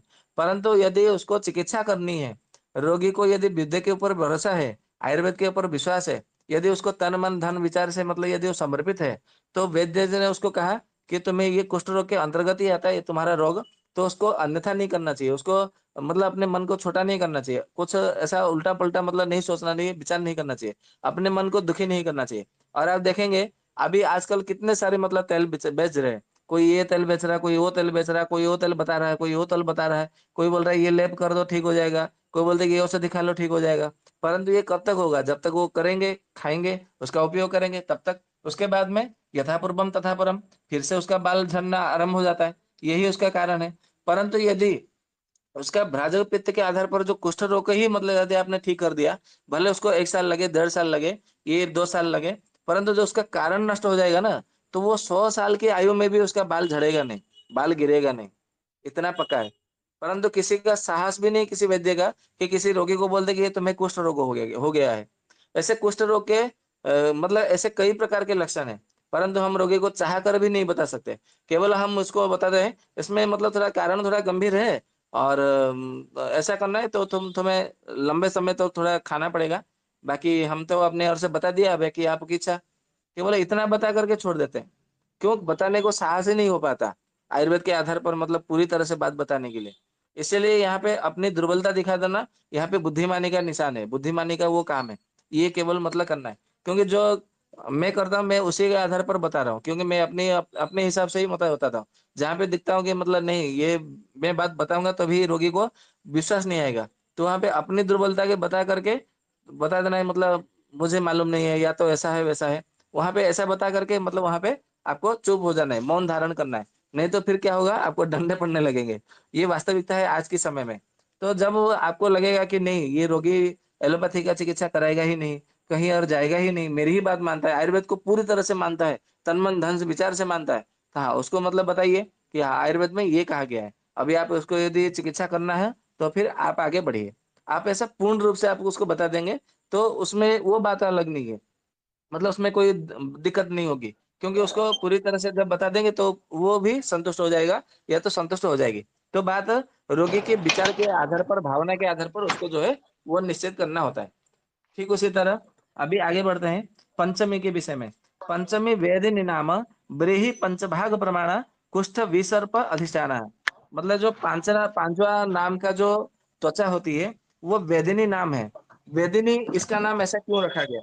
वेदिनी का नाम इसलिए रखा गया क्योंकि ये जो 4 प्रकार की, या जो दोनों जो प्रकार की, जो मतलब जो अन्य जो है, जितने प्रकार के जो त्वचा के विषय में हमने बात किया, अवभासिनी, लोहिता, श्वेता, ताम्रा, ये चारों को धारण करने वाला जो त्वचा है, वो वेदिनी त्वचा है। इसीलिए इसका नाम वेदिनी रखा गया। वेदिनी यानी के एकदम से मतलब बैठी हुई है स्थिरता से, और किसी को धारण कर रखी है, उसको संस्कृत में शब्दकोश में वेदिनी नाम दिया गया है। क्योंकि ये चारों त्वचा को धारण करती है, अपने में अवधारण करके रहती है, इसके लिए इसका नाम वेदिनी रखा गया। और इसका प्रमाण दिया गया है कि ब्रीहि पंचभाग प्रमाण, मतलब उड़द के दाल का 5वां जो भाग होता है, उतनी आकार की जो लंबाई है, मतलब मोटाई है, उतनी आकार का उसका आकार होता है। और इसका जब विकृत हो जाता है तो क्या होता है ना, कुष्ठ विसर्प अधिष्ठान होता है, मतलब कुष्ठ रोग हो जाता है। मतलब यहाँ पे आपको महाकुष्ठ रोग समझना चाहिए। वहां पे आप उसको, क्योंकि दो दो जगह पे कुष्ठ कुष्ठ बताया है, तो वहां पे किलास विविध कुष्ठाधीना बताया है। तो जो चतुर्थ ताम्र त्वचा में, तो आपको समझना चाहिए कि जो 11 प्रकार के जो क्षुद्र कुष्ठ है, वो चौथी मतलब ताम्रा नाम की त्वचा के विकृत होने से वो क्षुद्र कुष्ठ हुआ। और यहाँ पे वेदी नाम का जो मतलब त्वचा विकृत होने से यहाँ पे आपका महाकुष्ठ रोग हुआ है। ये आपको समझना है। तो इसीलिए जो है कुष्ठ रोग को 2 भाग से किया गया, महाकुष्ठ और क्षुद्र कुष्ठ। ये इसका रहस्य है। फिर आगे कहते हैं कि षष्ठी रोहिणी नाम ब्रीहि प्रमाण ग्रंथि, अपची, अर्बुद, श्लीपद, गलगंड, अधिष्ठान। जो छठा जो त्वचा है, उसका नाम रोहिणी है। और वो ब्रीहि प्रमाण मतलब होता है, ब्रीहि प्रमाण यानी कि उड़द का दाल का आकार उसका जितना होता है, उतने ही आकार में वो त्वचा होती है। और ग्रंथि जब वो विकृत हो जाती है, तो ग्रंथि यानी कि उसके पूरे शरीर में लाइपोमा हो जाता है, मतलब मांसार्बुद हो जाना। यानी कि जितने प्रकार के अर्बुद होते हैं, रसार्बुद, रक्तार्बुद, मांसार्बुद, मेदार्बुद, अस्थियार्बुद, मज्जार्बुद आदि, जो मतलब जितने प्रकार के अर्बुद होते हैं, स्त्रियों में जो गर्भाशय में विकार आता है, डिंबाशय में विकार आता है, बीजाशय में विकार आता है, पक्वाशय में विकार आता है, और फिर गर्भाशय, डिंबाशय, बीजाशय, पक्वाशय, हाँ, और फिर आमाशय में भी विकार आता है। ये भ्राजपित्त के छठा जो रोहिणी नाम के जो त्वचा है, उसके विकृत होने से ये होता है। और जितने प्रकार के हमारे अपची रोग होते हैं, अपची यानी कि उसमें थोड़ा मतलब घाव हो गया, मतलब थोड़ा चोट लग गया, या तो जो भी हो गया, तो उसमें घाव हो जाता है, फिर वो जल्दी भरता नहीं है, जल्दी ठीक नहीं होता, उसे अपची नाम दिया गया है। फिर अर्बुद, अर्बुद यानी कि जितने प्रकार के अर्बुद होते हैं, मतलब आबू जैसे मतलब होते हैं, वो ट्यूमर जैसा जिसको हम समझ सकते हैं। और ट्यूमर को यदि अर्बुद को ठीक नहीं किया गया तो वो भविष्य में क्या करता है, कर्क स्फोट हो जाता है, यानी कि कैंसर का रूप धारण कर लेती है। जैसे मतलब गर्भाशय में अर्बुद हुआ तो आपने ठीक नहीं किया तो गर्भाशय कैंसर हो गया। जीवा में अर्बुद हुआ, ठीक नहीं किया तो जीवा का कैंसर हो गया। आपका मस्तिष्क में अर्बुद हुआ, उसको ठीक नहीं किया तो आपको मस्तिष्क का अर्बुद मतलब कर्कस्फोट हो गया, मतलब ब्रेन कैंसर हो गया, ब्रेन ट्यूमर कैंसर हो जाएगा। तो ऐसे ही मतलब जो आपका बीजाशय में, आमाशय में, मतलब जहां जहां आपका अर्बुद हुआ, यदि वो उसको ठीक नहीं किया गया तो फिर वो क्या होगा, वो कर्कस्फोट रोग में परिवर्तित हो जाता है बाद में। फिर कहते हैं कि स्लीपद रोग। आजकल जो हाथी पांव यानी कि एलिफेंट प्रिंट का मतलब रोगी आते हैं, तो ऐसा मतलब ऐसा भ्रम धारणा है, गलत धारणा है कि हाथी पांव जो रोग है वो ठीक नहीं होता है। ऐसा बहुत से लोगों का धारणा है, परंतु वास्तव ये नहीं है। क्योंकि हमने कुछ लोगों का हाथी पांव जो है पूरी तरह से ठीक कर दिया है।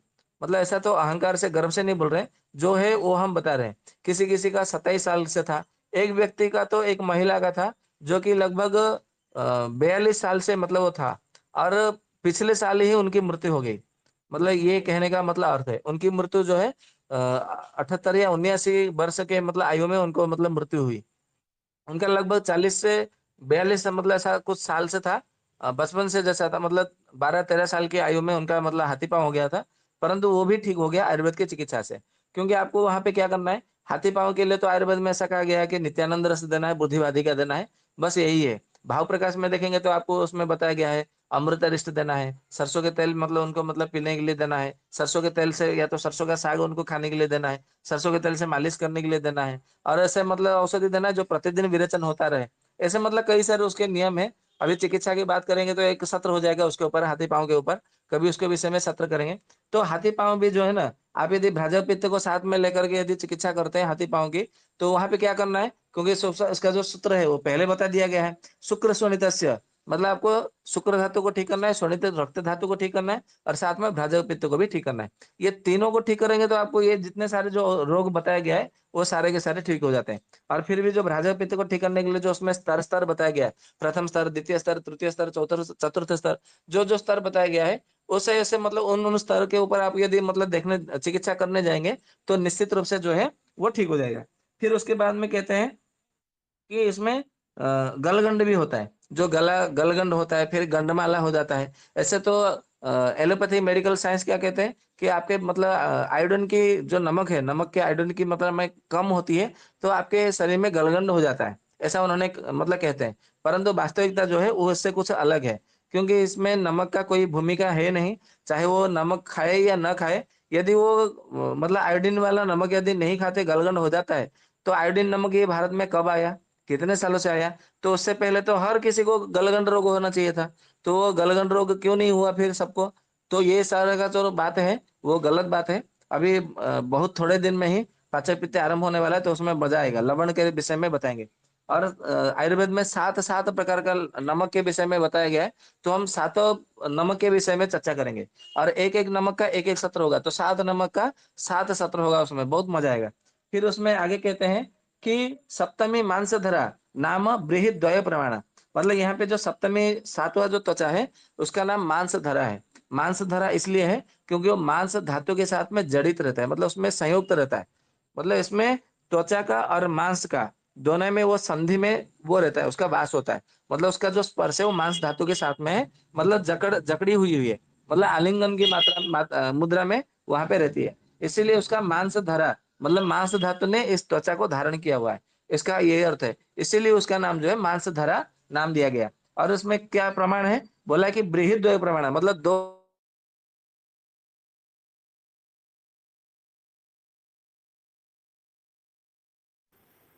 आवाज नहीं आ रही है वैद जी।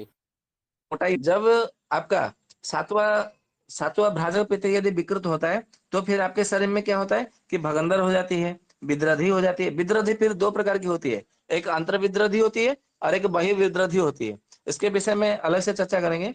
फिर कहा गया कि अर्श भी रोग हो जाता है, और ये इसके अधिष्ठात्र में मतलब होता है। आपको मालूम है कि जो भगंदर है, विद्रधि है, अर्श रोग है, ये मांस के साथ में ही जुड़ा रहता है। आपको यदि मतलब भगंदर हो जाता है या तो अर्श रोग हो जाता है, तो फिर वो डॉक्टर के पास जाते हैं तो क्या करते हैं, वो ऑपरेशन कर देते हैं। ऑपरेशन करके क्या निकालते हैं, वहां पे कोई थोड़ी कोई हड्डी वड्डी उससे निकालते हैं, जो मांस थोड़ा बढ़ गया है उसको वो काट करके निकाल देते हैं। क्यों मतलब वहां पे मतलब मांस को काटते हैं? क्योंकि इसका यहाँ पे प्रमाण दिया गया है ना कि सप्तमी मांस धरा नाम बृहद प्रमाण, मतलब वो मांस धातु ने इसको धारण कर रखा है। तो इसका अर्थ यह है कि इसमें जो दो उड़द का दाल का प्रमाण दिया गया है, एक उड़द का दाल का जो मतलब प्रमाण में जो है, जो इसका सातवां त्वचा, वो मांस धातु के साथ में विलीन दिखाई देता है। इसीलिए जब ये विकृत होता है तो मांस धातु के जो जो रोग होता है, मतलब आपका टंसिल भी बढ़ सकता है। यहाँ पे तो टंसिल नहीं बताया गया, परंतु जो टंसिल बढ़ता है तो वहां पे भी मतलब ये सातवां धातु विकृत होता है। जिनका और क्या होता है, मतलब मुख गह्वर में कभी कभी कन्नमूल शोथ हो जाता है, या तो कंठ का कंठ रोहिणी शोथ हो जाता है, या तो गले में शोथ हो जाता है, जिह्वा के मतलब मूल में जिह्वा मूल शोथ हो जाता है, मतलब ये टंसिल नहीं है, अलग है।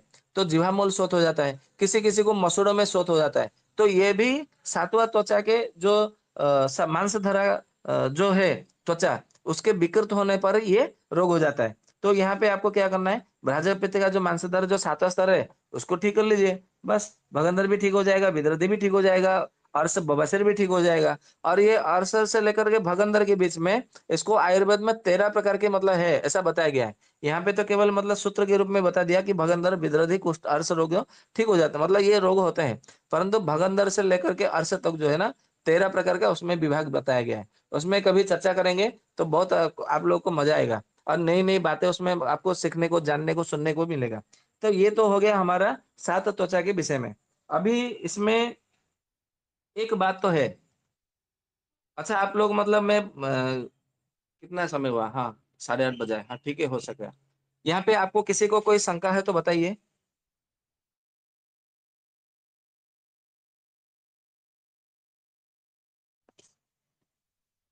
सुन पा रहे हैं सभी? हमारी आवाज तो जी आ रही है ना? बस जी, राम राम। जी जी, राम राम।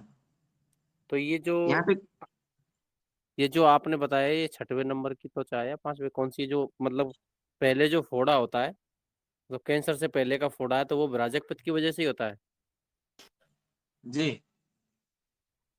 मतलब पहले जो अर्बुद होता है, जो गांठ वगैरह होती है, वो ब्राजक पित्त की वजह से होता है, बाद में उसकी चिकित्सा नहीं करते तब वो कैंसर का रूप लेता है।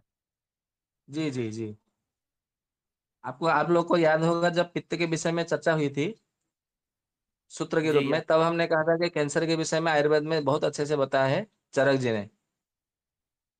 जी आप लोगों को याद बता होगा, पित्त के विषय में याद चर्चा जब हुई थी तब बताया था। और उसके बहुत सारे औषधियां, बहुत सारे चिकित्सा जो है आयुर्वेद ग्रंथों में वर्णन है। ऐसा नहीं है कि कैंसर के विषय में आयुर्वेद ग्रंथों में वर्णन नहीं है, ये हमने पहले भी कह रखा है। हालांकि वहां पे हमने कोई सूत्र, कोई रहस्य वहां पे उन्मोचन नहीं किया है।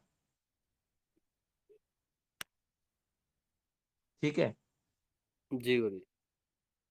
तो यहाँ पे आपको त्वचा को लेकर के किसी को कोई मतलब कोई शंका है, कोई संदेह है, तो कोई प्रश्न है तो रख सकते हैं, नहीं तो फिर हम आगे बढ़ते हैं।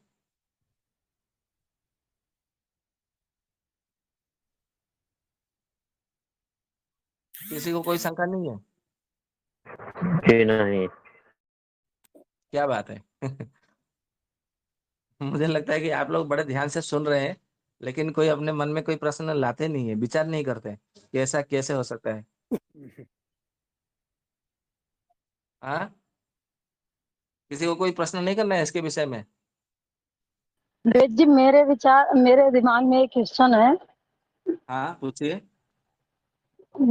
ये जो तिल की तरह शरीर पे जो चिन्ह दिखाई देते हैं, ये पित्त के बढ़ जाने की वजह से होता है। जी, पित्त के विकृत होने से, पित्त के बढ़ जाने से नहीं, पित्त के विकृत होने पर वो होता है। तो ये एक तो बहुतायत मात्रा में हो जाते हैं, और कुछ हैं जो कम दिखाई देते हैं, कम मत और दिखाई वो देता है तो वो अचानक। प्रारंभिक, कम दिखाई देती है तो इसका अर्थ है कि अभी नया नया विकृत हुआ है, प्रारंभिक स्थिति है, अभी धीरे कुछ दिनों से विकृत हुआ है। ज्यादा मात्रा में हो गया तो बहुत दिनों पूरा मतलब हो गया, विकृत हो गया। वो अचानक से निकल करके आते हैं और अचानक से हो जाते हैं, ऐसा मैंने देखा नहीं, है। कभी कोई रोग अचानक नहीं होता है। ऐसा तो नहीं है कि आपने रात में अच्छे मतलब अस्वस्थ थे, रात में भोजन किया, सो गए और सुबह में आपका निकल आया, ऐसा थोड़ी होता है। कोई भी रोग अचानक नहीं होता है। नहीं, नहीं वेद जी, ऐसे तो लंबे समय से चलता है, पर वो तिल के जो चिन्ह दिखेंगे वो तो एकदम हम्म। से दिखाई देंगे। नहीं, ये आपको किसने कहा कि एकदम से दिखाई देते हैं? मैंने बैठे के ऊपर देखा है, उनके नाक पे दिखाई दिया है, 2 जगह पे दिखाई दिया है, मेरे को पहले नहीं था, वो बाद उसमें में हुआ ऐसा है। है जी, उसका मैं बता देता जी हूँ। जैसे मतलब कोई हम कहीं, उसका मतलब मैं कारण बता देता हूँ आपको कैसे ऐसा क्यों लग रहा है। जैसे मतलब हम मान लीजिए कहीं रास्ते में जा रहे हैं, बहुत लंबा मतलब सीधा रास्ता है, और वहां से सामने से मतलब कोई आ रहा है, बराबर, रात में हो, तो उसका जो उजाला है, या तो गाड़ी है दिन में भी हो, तो हमें उसके आकार में छोटा दिखाई देता है, बराबर। जितना वो हमें पास धीरे धीरे वो पास आता है, तो हमें दिखाई देने लगता है बड़ी आकार में। तो ऐसा ही होता है, ठीक है। क्योंकि यहाँ पे दूसरी त्वचा में मतलब होती है लोहिता नाम की त्वचा जो होती है, उसमें विकृत होता है, तो तिल का अलग रोग होता है। तो दूसरी त्वचा से पहले त्वचा में आना, थोड़ा सा मतलब आपको, परंतु वहां पे अनुभव नहीं होता होगा। फिर जब पहली त्वचा में मतलब धीरे धीरे वो प्रकाश में आ जाता है, उसके आकार बढ़ने लगती है, तब जाके हाँ हाँ हाँ, ये तो अचानक हो गया, ऐसा होता है। परंतु कोई भी रोग अचानक नहीं होता है, ये हमारे समझ की मतलब भूल रहती है, त्रुटि होती है। जी भैया जी। जी। परंतु मैं जो प्रश्न खोज रहा हूँ, मैं चाहता हूँ कि मुझे वो प्रश्न कोई पूछे। वो प्रश्न कोई पूछ नहीं रहा है। हमें नहीं लगता है कोई पूछेगा, ठीक है, हम बता ही देते हैं सामने से। किसी को पूछना है तो पूछिए। मैं एक प्रश्न यहाँ पे चाह रहा हूँ, मतलब मैं चाहता हूँ कि वो प्रश्न कोई पूछे, जो बुद्धिमान हो वो पूछेगा।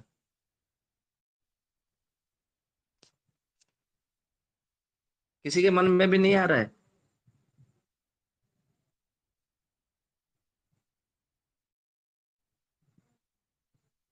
कोई भी नहीं पूछेगा।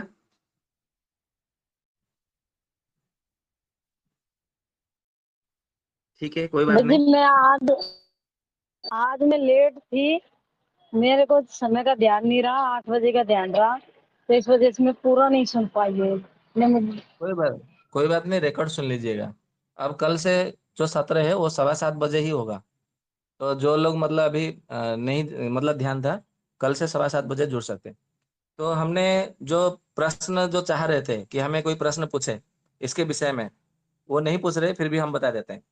यहाँ पे जो जितने सारे बताया गया, और ये जो जो सुश्रुत जी ने बताया शारीर के चतुर्थ अध्याय में, गर्भ व्याकरण शारीर के अध्याय में, प्रथमा द्वितीय तृतीय चतुर्थी पंचमी षष्ठी सप्तमी, ऐसे करके इन्होंने जो 7 प्रकार की त्वचाओं का वर्णन किया। हालांकि चरक संहिता में चरक जी ने 7 प्रकार की प्रभा है ऐसा उन्होंने बता दिया, ठीक है। परंतु 7 प्रकार की त्वचा है उन्होंने ऐसा नहीं बताया। केवल त्वचा है और भ्राजक पित्त है, उन्होंने सूत्र के रूप में दे दिया, पूरी तरह से वर्णन नहीं किया। परंतु सुश्रुत जी ने पूरी तरह से वर्णन किया है, यहाँ पे वर्णन किया के उल्लेख किया है, ठीक है। परंतु किसी के मन में ये प्रश्न नहीं आया कि ये जो पहला जो अवभाषिनी है, वो ब्रीहि अष्टादश भाग प्रमाण, और फिर मतलब द्वितीय लोहिता नाम ब्रीहि षोडश भाग प्रमाण, तृतीय श्वेता नाम ब्रीहि द्वादश भाग प्रमाण, चतुर्थी ताम्र नाम ब्रीहि अष्टभाग प्रमाण, पंचमी वेदिनी नाम ब्रीहि पंचम भाग प्रमाण, षष्ठी रोहिणी नाम ब्रीहि प्रमाण, सप्तमी मांसधरा नाम ब्रीहि द्वय प्रमाण। मतलब ये जो उड़द को लेकर के उन्होंने आकार में बताया है कि उड़द का मतलब 18वें भाग में मतलब समान है, 16वें भाग है, फिर 12वां भाग है, 8वां भाग है, 5वां भाग है, फिर उड़द के दाल के बराबर है, फिर 2 उड़द के दाल के बराबर है। ये आकार, ये प्रमाण उनको कहाँ से मिला, ये ज्ञान कहाँ से मिला? आप बताएंगे ये तो धन्वंतरि भगवान ने बताया है, बराबर है कि नहीं? संभवतः आप यही बताएंगे, क्योंकि अध्याय में मतलब ये सबसे पहले यही कहा है कि अथा तो गर्भ व्याकरण नामम शारीरम व्याख्या श्यामः यथा उवाच भगवान धन्वंतरि। भगवान धन्वंतरि जी ने जैसा कहा है मैं वैसा ही लिख रहा हूँ। आप तो ऐसे ही बोल रहे हैं, बताएंगे उत्तर, इसका उत्तर ऐसे देंगे, परंतु ये वास्तविकता नहीं है। इसकी वास्तविकता का उत्तर है ना, बड़ी रोचक कथा मैं आपको बताता हूँ, और आप लोग को बड़ा मजा आएगा, आनंद आएगा कि हमारे देश में पहले जब लेबोरेटरी नहीं होता था, परीक्षागार नहीं होता था, तो उस समय कैसे परीक्षण करते थे, उसकी बड़ी एक झांकी आप लोग को देता हूँ। ये जो सुश्रुत संहिता है, इसका नाम सुश्रुत संहिता बाद में हुआ, जब कलयुग हुआ। कलयुग के समय में इसका नाम बदल करके सुश्रुत संहिता रखा गया। परंतु इसका जो वास्तविक नाम है वो शल्य तंत्र है। आयुर्वेद के जितने सारे ग्रंथ है वो सब के सब तंत्र है, ये ध्यान में रखिए। जितने सारे जो तंत्र होते हैं ना, वो सारे के सारे आयुर्वेद है।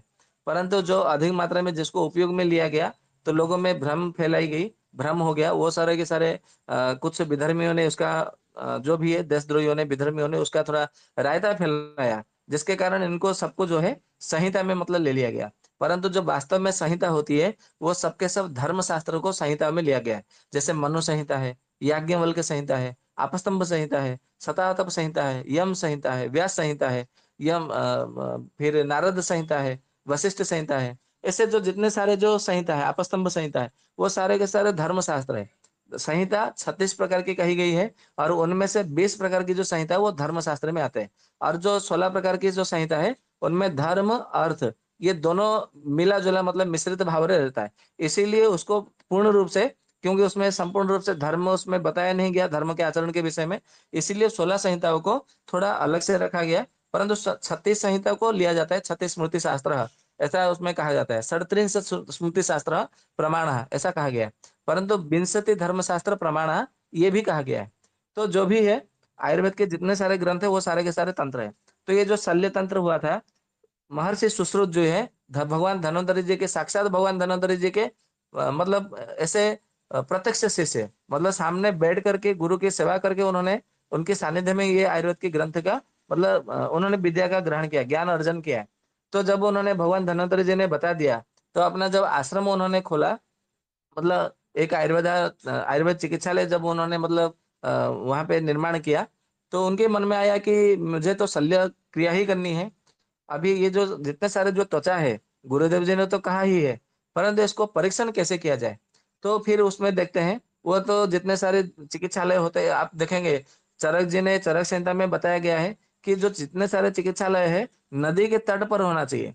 वैद्य आखिर नदी के तट पर और पर्वत के मतलब पास रहना चाहिए, मतलब आसपास पर्वत हो, पहाड़ हो, जंगल हो, झरना और नदी, नदी तो कम से कम हो ही, या तो फिर झरना हो, ये ध्यान रखना है। और ऐसे प्राकृतिक परिवेश में वैद्य को मतलब वैद्य का चिकित्सालय होना चाहिए, और वहां पे रोगी जो है आकर के जब तक वो ठीक ना हो जाए, स्वस्थ ना हो जाए, तब तक उसे वहीं पे रहना चाहिए वैद्य के पास में। और वैद्य के साथ पास में बहुत सारे मतलब कम से कम 7 पुरुष और 6 महिला तो होनी ही चाहिए रोगी की सेवा करने के लिए, ऐसा चरक जी ने मतलब बताया है। इस प्रकार से 13 लोग होना चाहिए और वैद्य को मिलाकर के 14 होना चाहिए। और ये 14 तत्व जो है ना परमात्मा का ही मतलब अंक होता है। आप यदि अंक शास्त्र को देखेंगे, आजकल तो अंक शास्त्र को भी बहुत बढ़ावा दिया गया है। तो जो 14 होता है, 14 तत्व, 14 लोक, 14 भुवन, तो 14 को परमात्मा का तत्व के नाम से मतलब जाना जाता है, मतलब गिना जाता है, माना जाता है। और देखेंगे तो वैद्य को नारायण हरि ऐसा कहा जाता है। औषधि जाह्नवी तो यम वैद्य नारायण हरि, मतलब औषधि जो है गंगा का जल है और वैद्य जो है भगवान नारायण के समान है, हरि के समान है, ऐसा कहा जाता है। क्योंकि परमात्मा के तत्व के साथ में वो पूरा उसका यंत्र मंत्र तंत्र के साथ में वो पूरा सन्निविष्ट रहता है, इसीलिए उसे परमात्मा तत्व के साथ में उसे लिया गया है। तो 14 जन तो होना ही चाहिए चिकित्सालय में, और पुरुष और महिला इस प्रकार से रहना चाहिए। कहीं पे पुरुष की आवश्यकता है, कहीं पे महिला की आवश्यकता होती है चिकित्सा में, ये बात अलग है। तो जब सुश्रुत जी ने विचार किया कि मुझे ये त्वचा का मतलब प्रमाण जानना है, मतलब ये इसका कैसा है प्रमाण मुझे कैसे मिलेगा, क्योंकि मैं तो शल्य क्रिया करता हूँ, तो ये सबके विषय में मुझे तो जानना है। पूरा शरीर का जो एनाटॉमी बोलते हैं अंग्रेजी भाषा में, आजकल एनाटॉमी में क्या पढ़ाते हैं, भले एमबीबीएस हो, बीएमएस हो, बीएचएमएस हो, बीयूएमएस हो, बीएनएमएस हो, बीएसएमएस हो, आप कुछ भी करें, तो एनाटॉमी में क्या करते हैं, एक लाश होता है जो कि सड़ा वाला मतलब लाश होता है, उसको फिर काट काट करके दिखाते हैं, ये लिवर है, ये किडनी है, ये है, वो है, ऐसा मतलब आपको दिखाते हैं, यहाँ से मतलब ऐसा जाता है, ऐसा जाता है। बस एनाटॉमी में यही दिखाते हैं और कुछ नहीं है, पूरा एकदम मतलब एक पुरुष सबको भी दिखाते हैं, स्त्री का सब भी दिखाते हैं, मतलब दोनों के अंत में मतलब शरीर में थोड़ा अंतर रहता है, इसीलिए दोनों का सबको दिखाया जाता है।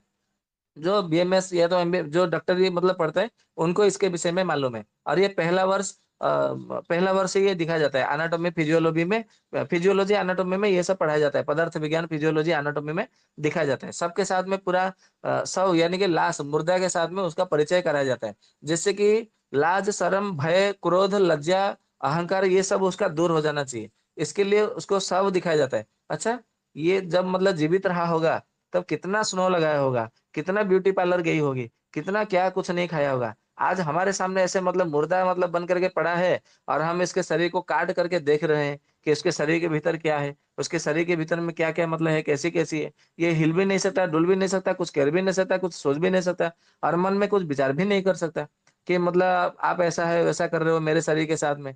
ये तो फिर मतलब मेरा भी शरीर तो एक न एक दिन ऐसा नश्वर नश्वर है, क्योंकि शरीर नश्वर है, संसार नश्वर है, जगत तो नाशवान है, सब कुछ तो नाशवान है। फिर नाशवान संसार में नाशवान शरीर का इतना अहंकार क्यों, ये बताने के लिए वहां पे शरीर का रचना के विषय में वैद्यों को बताया जाता है। और जब तक वैद्य को शरीर क्रिया, शरीर रचना, काल विज्ञान और पंचचर्या ये जब तक मतलब नहीं ज्ञान होगा, तब तक उसको चिकित्सा के विषय में, निदान के विषय में नहीं बताना चाहिए, नाड़ी के विषय में नहीं बताना चाहिए। ऐसा ग्रंथकारों ने, आयुर्वेदाचार्यों ने, सबने, ऋषियों ने ये कहा है। तो यही नियम है, जबकि मेडिकल साइंस में भी आयुर्वेद के इसी सूत्र को वो पालन करते हैं। हालांकि वो बताते नहीं कि हमें ये जो पढ़ाने का जो सूत्र है, ये हमने आयुर्वेद से चुराया है। क्योंकि वो ऐसा बताएंगे तो लोग ऐसा, अच्छा तो तुम चोर हो भारत के, हमारे ज्ञान को चोर करके, मतलब चोरी करके हमको बता रहे हो अंग्रेजी में अनुवाद करके। लोग का मतलब उनके ऊपर उंगलियां ना उठा ले, कोई आरोप ना लगा ले, इसलिए वो जानबूझ करके अपने आप को मतलब छुपाते हैं, अपने आप को बड़ा दिखाते हैं। ये ज्ञान उन्होंने कहाँ से लिया, कैसे लिया, वो उसका सूत्र नहीं बताते। ये बड़ी ही विडंबना है हमारे भारत के वासी को, लोगों के प्रति। क्योंकि हमारे भारत के वासी मतलब बड़े महामूर्ख है, इसीलिए ये मतलब सारा का सारा अंग्रेज ये सारा खेल खेल देते हैं।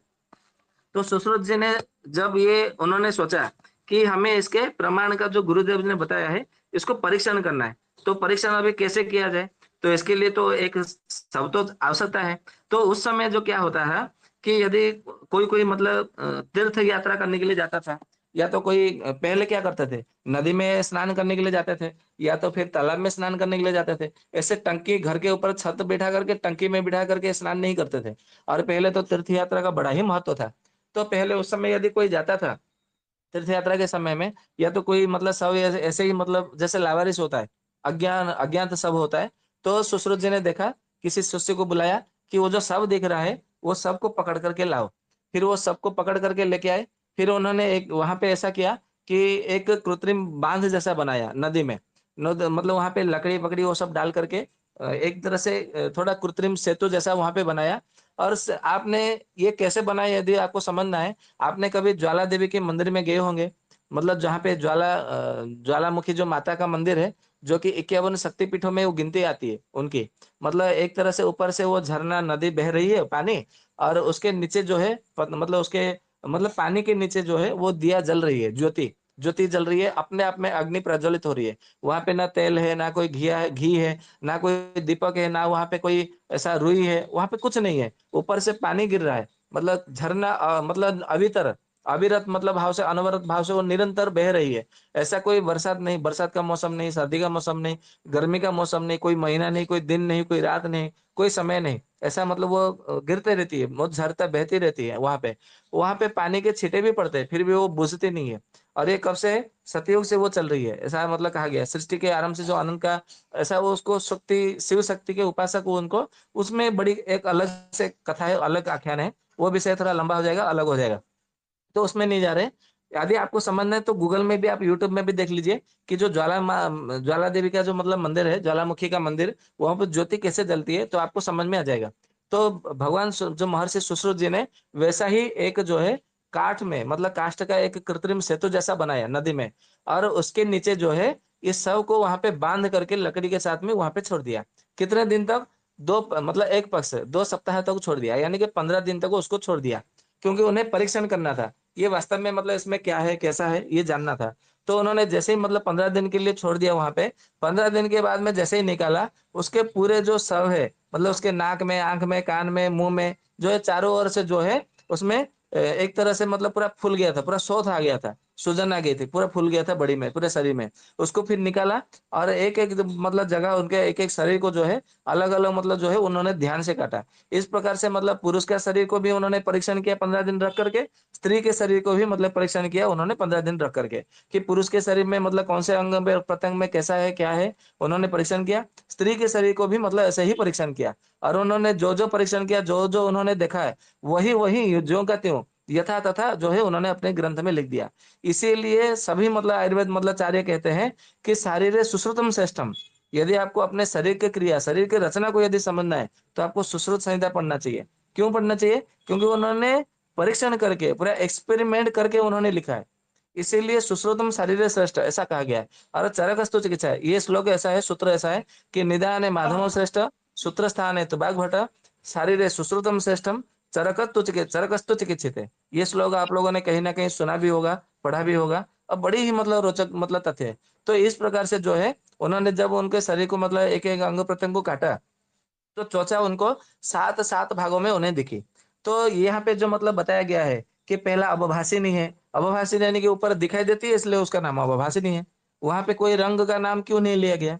दूसरे में लिया गया लोहिता है, क्योंकि उसको उन्होंने जब उन्होंने काटा तो काटने के बाद में उन्हें रक्त वर्ण का मतलब एक परत दिखाई दिया, तो उन्होंने कहा, अच्छा ये लोहित वर्ण का दिखाई देता, अच्छा ये लोहिता है।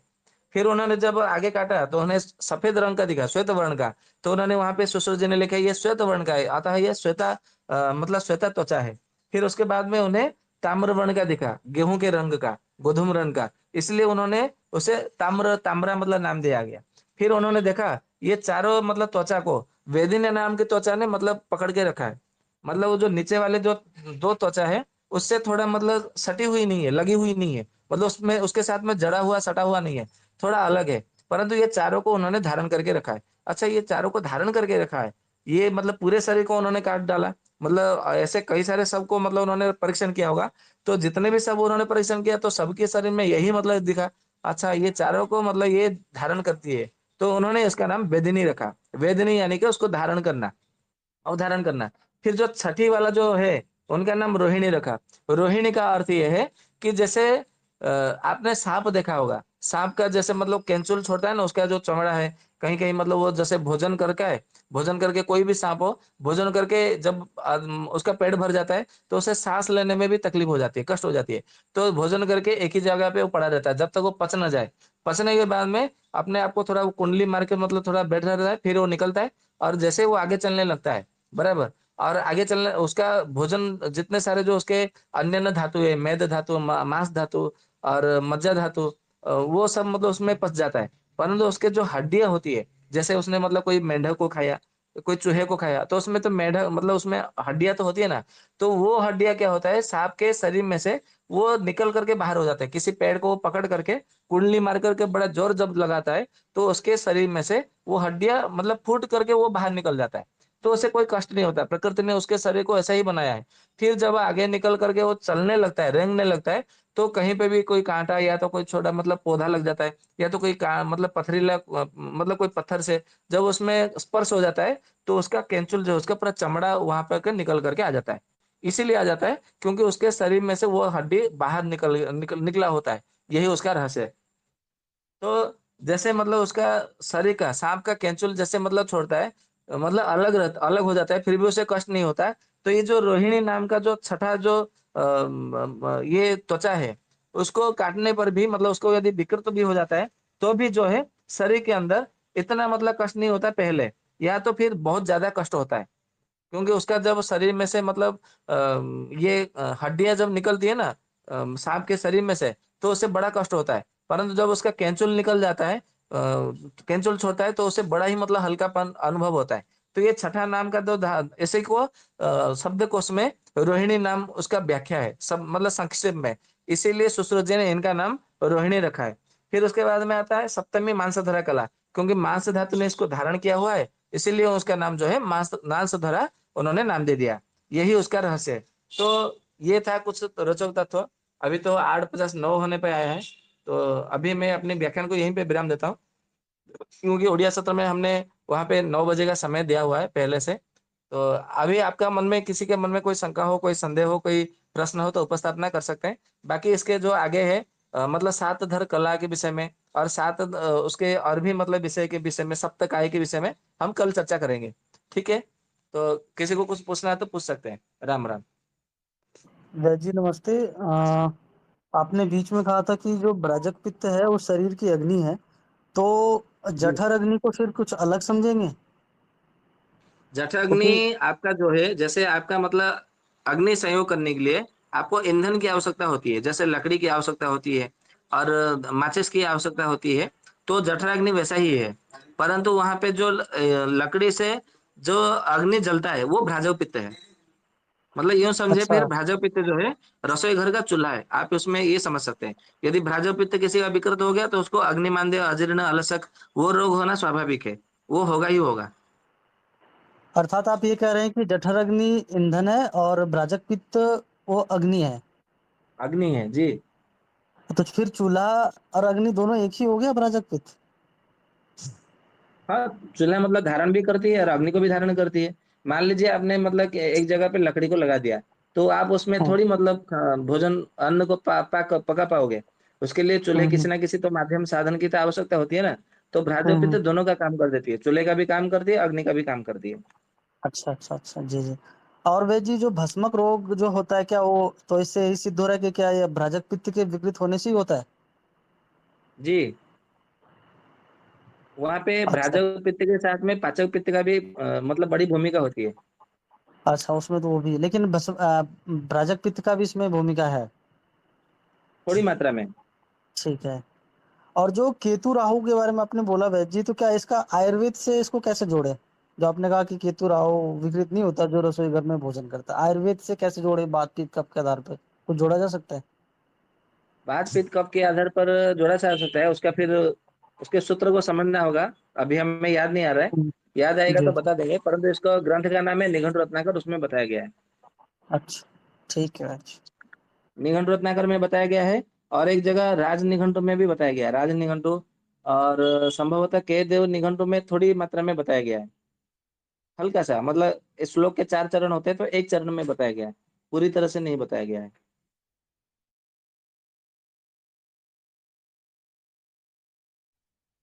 किसी और को कुछ प्रश्न हो या तो कोई प्रश्न हो, संदेह हो, रख सकते हैं, कोई दिक्कत नहीं।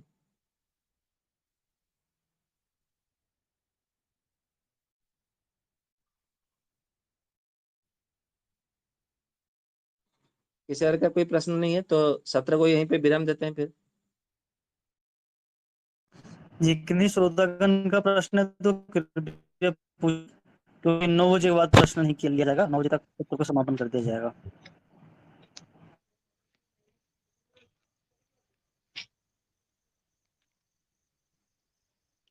हेलो।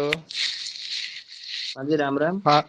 हाँ दादा भाई, वो कल आप बोल रहे थे जैसे गृहस्थ जीवन वाले मतलब बाल कटवा सकते हैं, जैसे जो जो गृहस्थ जीवन में नहीं है तो वो मतलब सावन महीने में बाल नहीं कटवा सकते हैं, क्या वो कटवा सकते हैं?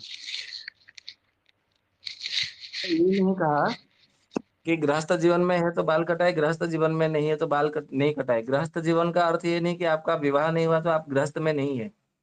गृहस्थ में नहीं है अर्थात आपको ब्रह्मचारी आश्रम में चला जाना चाहिए, सन्यासी के जीवन मतलब बिताना चाहिए, तो बात अलग है। आप घर में रहते हैं अपने माता पिता के साथ में तो आप गृहस्थ ही है। यदि आप गाड़ी चला रहे हैं तो आप गृहस्थ ही है।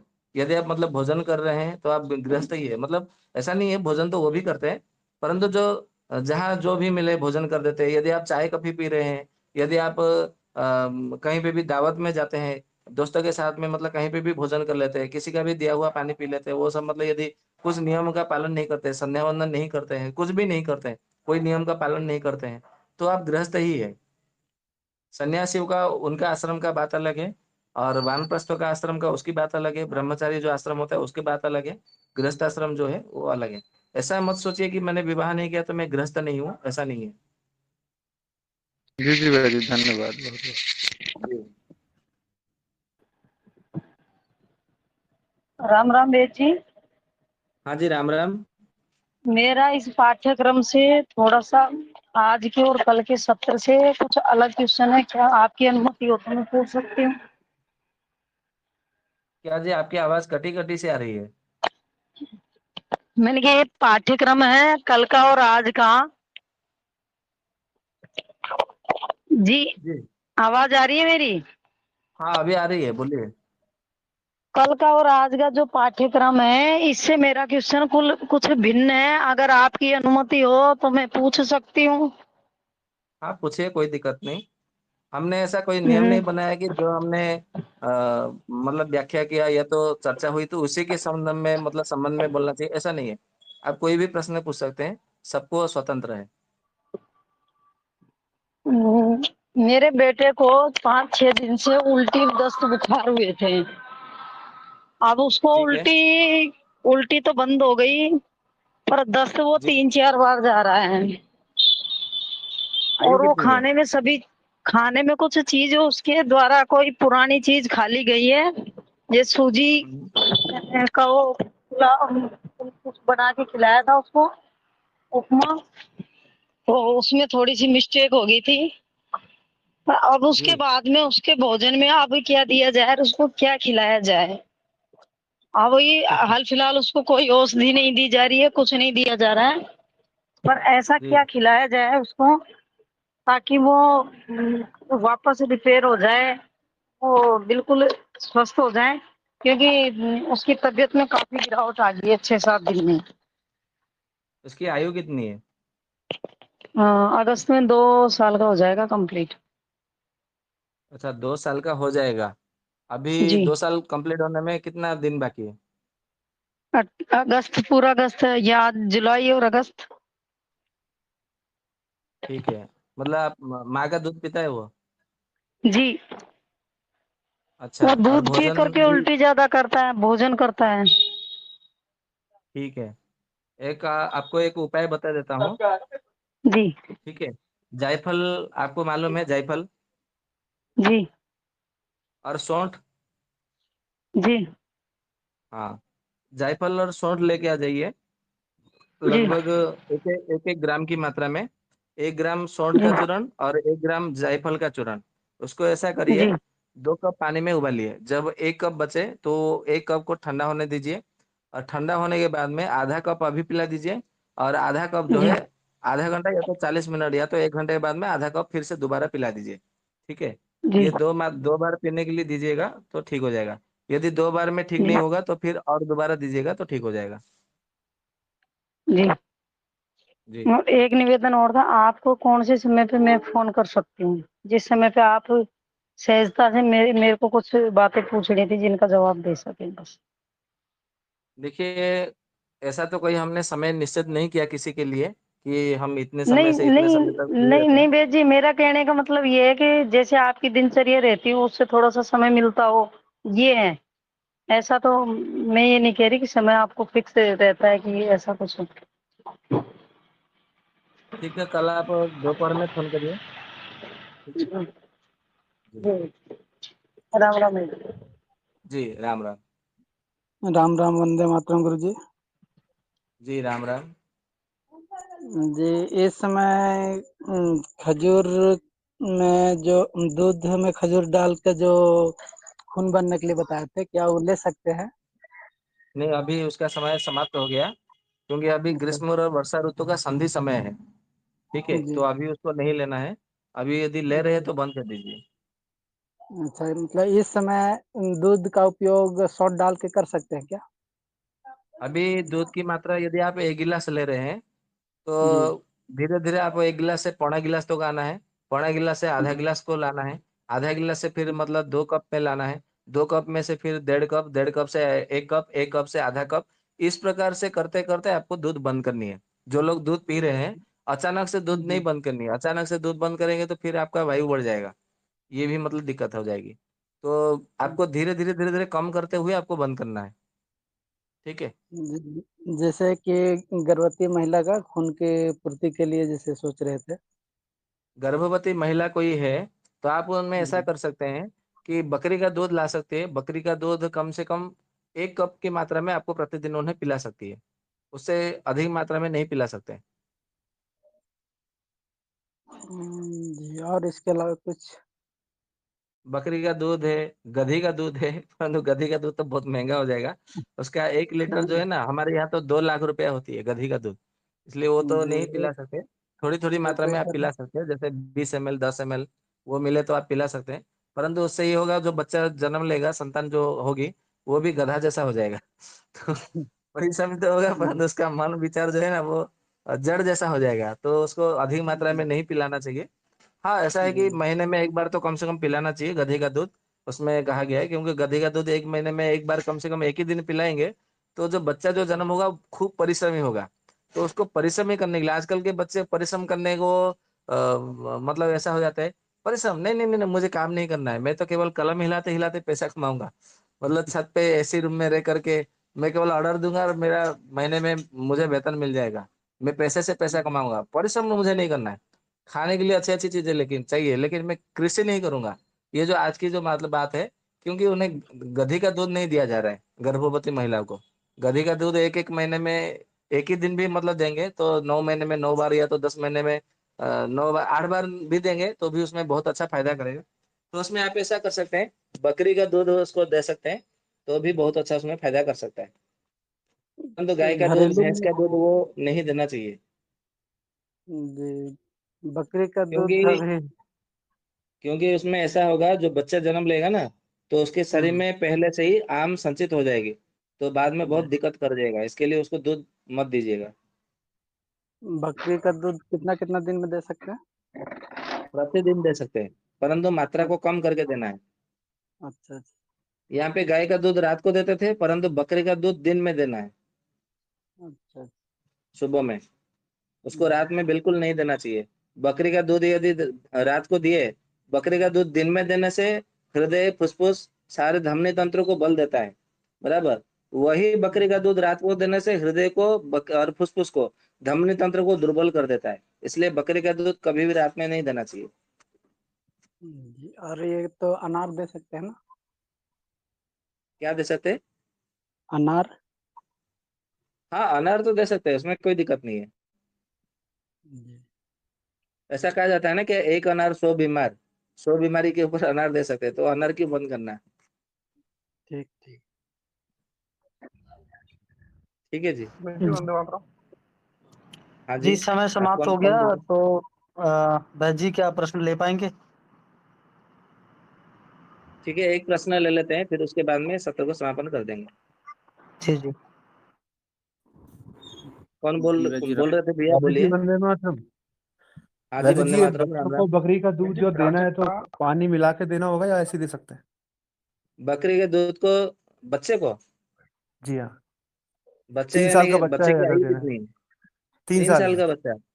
नहीं, जी 3 साल के बच्चे को मत दीजिए, फिर उसको गाय का दूध ही दीजिए। ठीक है यदि वैद्य जी। आवश्यक हो तो दीजिए, नहीं तो नहीं दीजिए। अ, जी जी, तो बकरी का दूध जैसे देना हो तो कितने साल बाद देना चाहिए वैद्य जी? कम से कम 6 साल के बाद में देना चाहिए, क्योंकि उसको पचेगा नहीं, बहुत गरिष्ठ है वो। अच्छा अच्छा, ठीक है वैद्य जी। नहीं तो अड़ोस पड़ोस में कोई स्त्री हो तो उसका दूध पिला सकते हैं। जी जी जी वैद्य जी, जी। धन्यवाद। ठीक है। अच्छा बहन जी, तो बकरी का दूध इसका मतलब है किसी को तब रात्रि में लेना ही नहीं चाहिए, सबके लिए लागू होगा ना, क्योंकि ये गरिष्ठ है इसलिए। हाँ, ये नियम सबके लिए लागू है। अच्छा ठीक है बहन जी। और इसके जब पाचक पित्त इसमें चर्चा होगा ना, तो एक हम्म, एक दूध के लिए एक एक सत्र है। इस प्रकार से 8 प्रकार के दूध के लिए 8 सत्र होगा। जी ठीक है जी, ठीक अभी तो सत्र को समापन कर दीजिए। जी जी, बहुत बहुत धन्यवाद वैद्य जी का आज के सत्र के लिए। बहुत ही रोचक और तथ्यात्मक और शास्त्र के माध्यम से हम सभी ने भ्राचक पित्त के विषय को समझा गंभीरता से, और भी इस विषय में जानकारी हम सभी को लेना है। तो जो कल भ्राजक पित्त का जो छठा भाग होगा उसमें जुड़िएगा और समझिएगा आगे के विषय को। तो आप सभी ग्रंथ जरूर रखिए, जैसा कि वैद्य जी कहते हैं, इससे आप सभी को समझ में और आएगी। और ध्यान से सुनेंगे तो उसमें जो प्रश्न आ रहा है, तो वो जब आप उस प्रश्न को आप करेंगे तो आपकी शंकाएं भी दूर होंगे, और जो आने वाले भविष्य में जो श्रोता होंगे उनके भी शंकाएं आपके प्रश्नों के जरिए उनका दूर हो जाएगा। तो प्रश्न करिए जिससे कि हर प्रकार के श्रोता इस विषय को समझ ले। तो बहुत बहुत धन्यवाद वैद्य जी का, आपसे भी बहुत बहुत धन्यवाद आज के सत्र में जुड़ने के लिए। तो हम सभी शांति पाठ करते हैं और सत्र का समापन करते हैं। ओम द्यो शांतिरंतरिक्षं शांति पृथिवी शांतिरापः शांतिरौषधयः शांतिः वनस्पतयः शांतिर्विश्वे देवाः शांतिर्ब्रह्म शांतिः सर्वं शान्तिः शान्तिरेव शान्तिः सा मा शान्तिरेधि। ओम शांति शांति शांति। आप सभी को नमस्ते, वंदे मातरम। राजीव भाई अमर रहे, नमस्ते। जी, आप सबको भी राम राम। भगवान से प्रार्थना है, धन्वंतरी भगवान जैसे, कि वो आप सबके भ्राजक पित्त को सदा बरकरार रखे, सदा स्वस्थ रखे। आपके सातों के सातों जो त्वचा है, सातों काय है, सातों कला कभी विकृत न हो, जिससे कि आप सदा स्वस्थ सदा निरोग रहे। यही कहते हुए आज आप सबसे मैं विदा लेता हूँ। आप सबको राम राम, शुभ रात्रि। जी राम राम, शुभ रात्रि। वंदे मातरम। दीपक। वंदे मातरम।